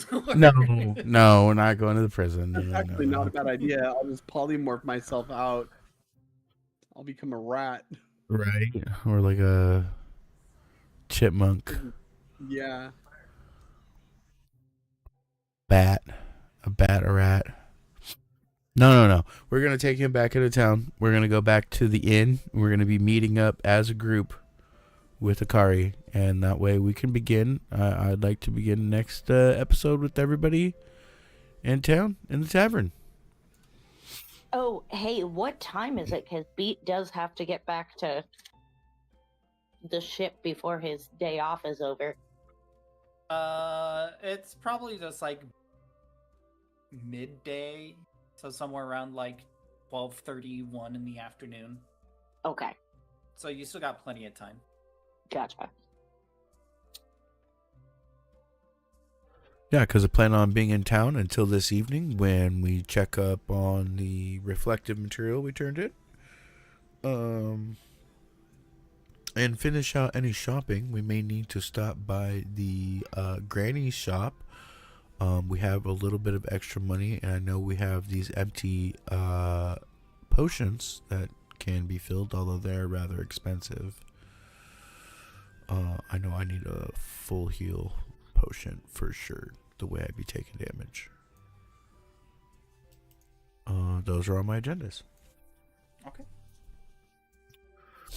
As you all head back into town, you make your way back to the Stockpot Inn. Oro, you are thrilled to be back in civil. You feel a sense of thrill to be seeing civilization instead of just the woods once again. And as you enter back into the Stockpot Inn, that is where we'll end tonight's session. Stay one. Very cool. Nerds. Lol. Gosh, I can't wait to see how this comes out. Ooh, what was that, DM? Oh put- no. That was my very terrible nautical direction. Because the inn is in east, and I always flip them. I cannot stop. So I accent, and I will even show you. Watch. Oh, look, now you're in west, where the smithy is. Whoops. You guys are supposed to be east, because you're going to be at the stock pot. We're gonna have to fight a boss. Great session. Yes, great Fantastic session. everyone. Yes. GG's. I love the new character, Miss Good Day, Miss Beat. Quite the character, Mr. Beat. I hope that he is as enjoyable, well, hopefully more enjoyable than G'day was, but we'll see. Good Day had her own charm. Nothing wrong with Good Day. She will be missed. Very much. But we will also enjoy Beat. Absolutely. Although Mostly Beat will be enjoying some Oro too, I suppose. If Beat plays his cards right. But we just enjoy your presence. He already said that you're not exactly his type. He enjoys his partners to be beautiful. I'm gonna wake you up with like lipstick on me and stuff, and I'm just gonna be like, "Am I beautiful now? Am I beautiful now?" Poor thing. Does Oro have awakening, or does he just want to be accepted? That's a good question. And we'll find out on the next episode. The next episode, Oro in therapy.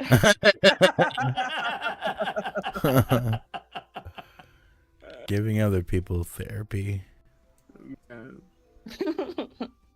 Well, GG's. Thank you all so much. Yes, GG's. Yes, You guys have a wonderful night. You guys, yes. John, do you have just 2 minutes really quick to touch base? Yeah, let's do it. All right, cool. Hop over to. Yep. Night, everybody. Yeah. I'm going to say goodnight to the stream. I'll be over there in 1 second. All right, guys. Thank you so much for following. Thank you so much for hanging out. Good Yes. night. Night chat. Night, Dee Dee. Night. Night. Yes. Much love as always. Much love. All right. All right, guys. You guys have a wonderful night. Thank you, everybody, for coming by and watching and following along this Dreams of Hyrule campaign we do every Sunday. We'll be doing our stream for Whispering Sands of Fate not next Saturday, because we were supposed to play this Saturday, but I had family event, so we play every other Saturday. We won't be live this next coming Saturday, but the Saturday after. We did some finalization with Sands of Fate. We have all of the sound effects taken care of. For the most part, we just have some more voiceovers to take care of. So lots of new content coming the way soon. You guys hit that subscribe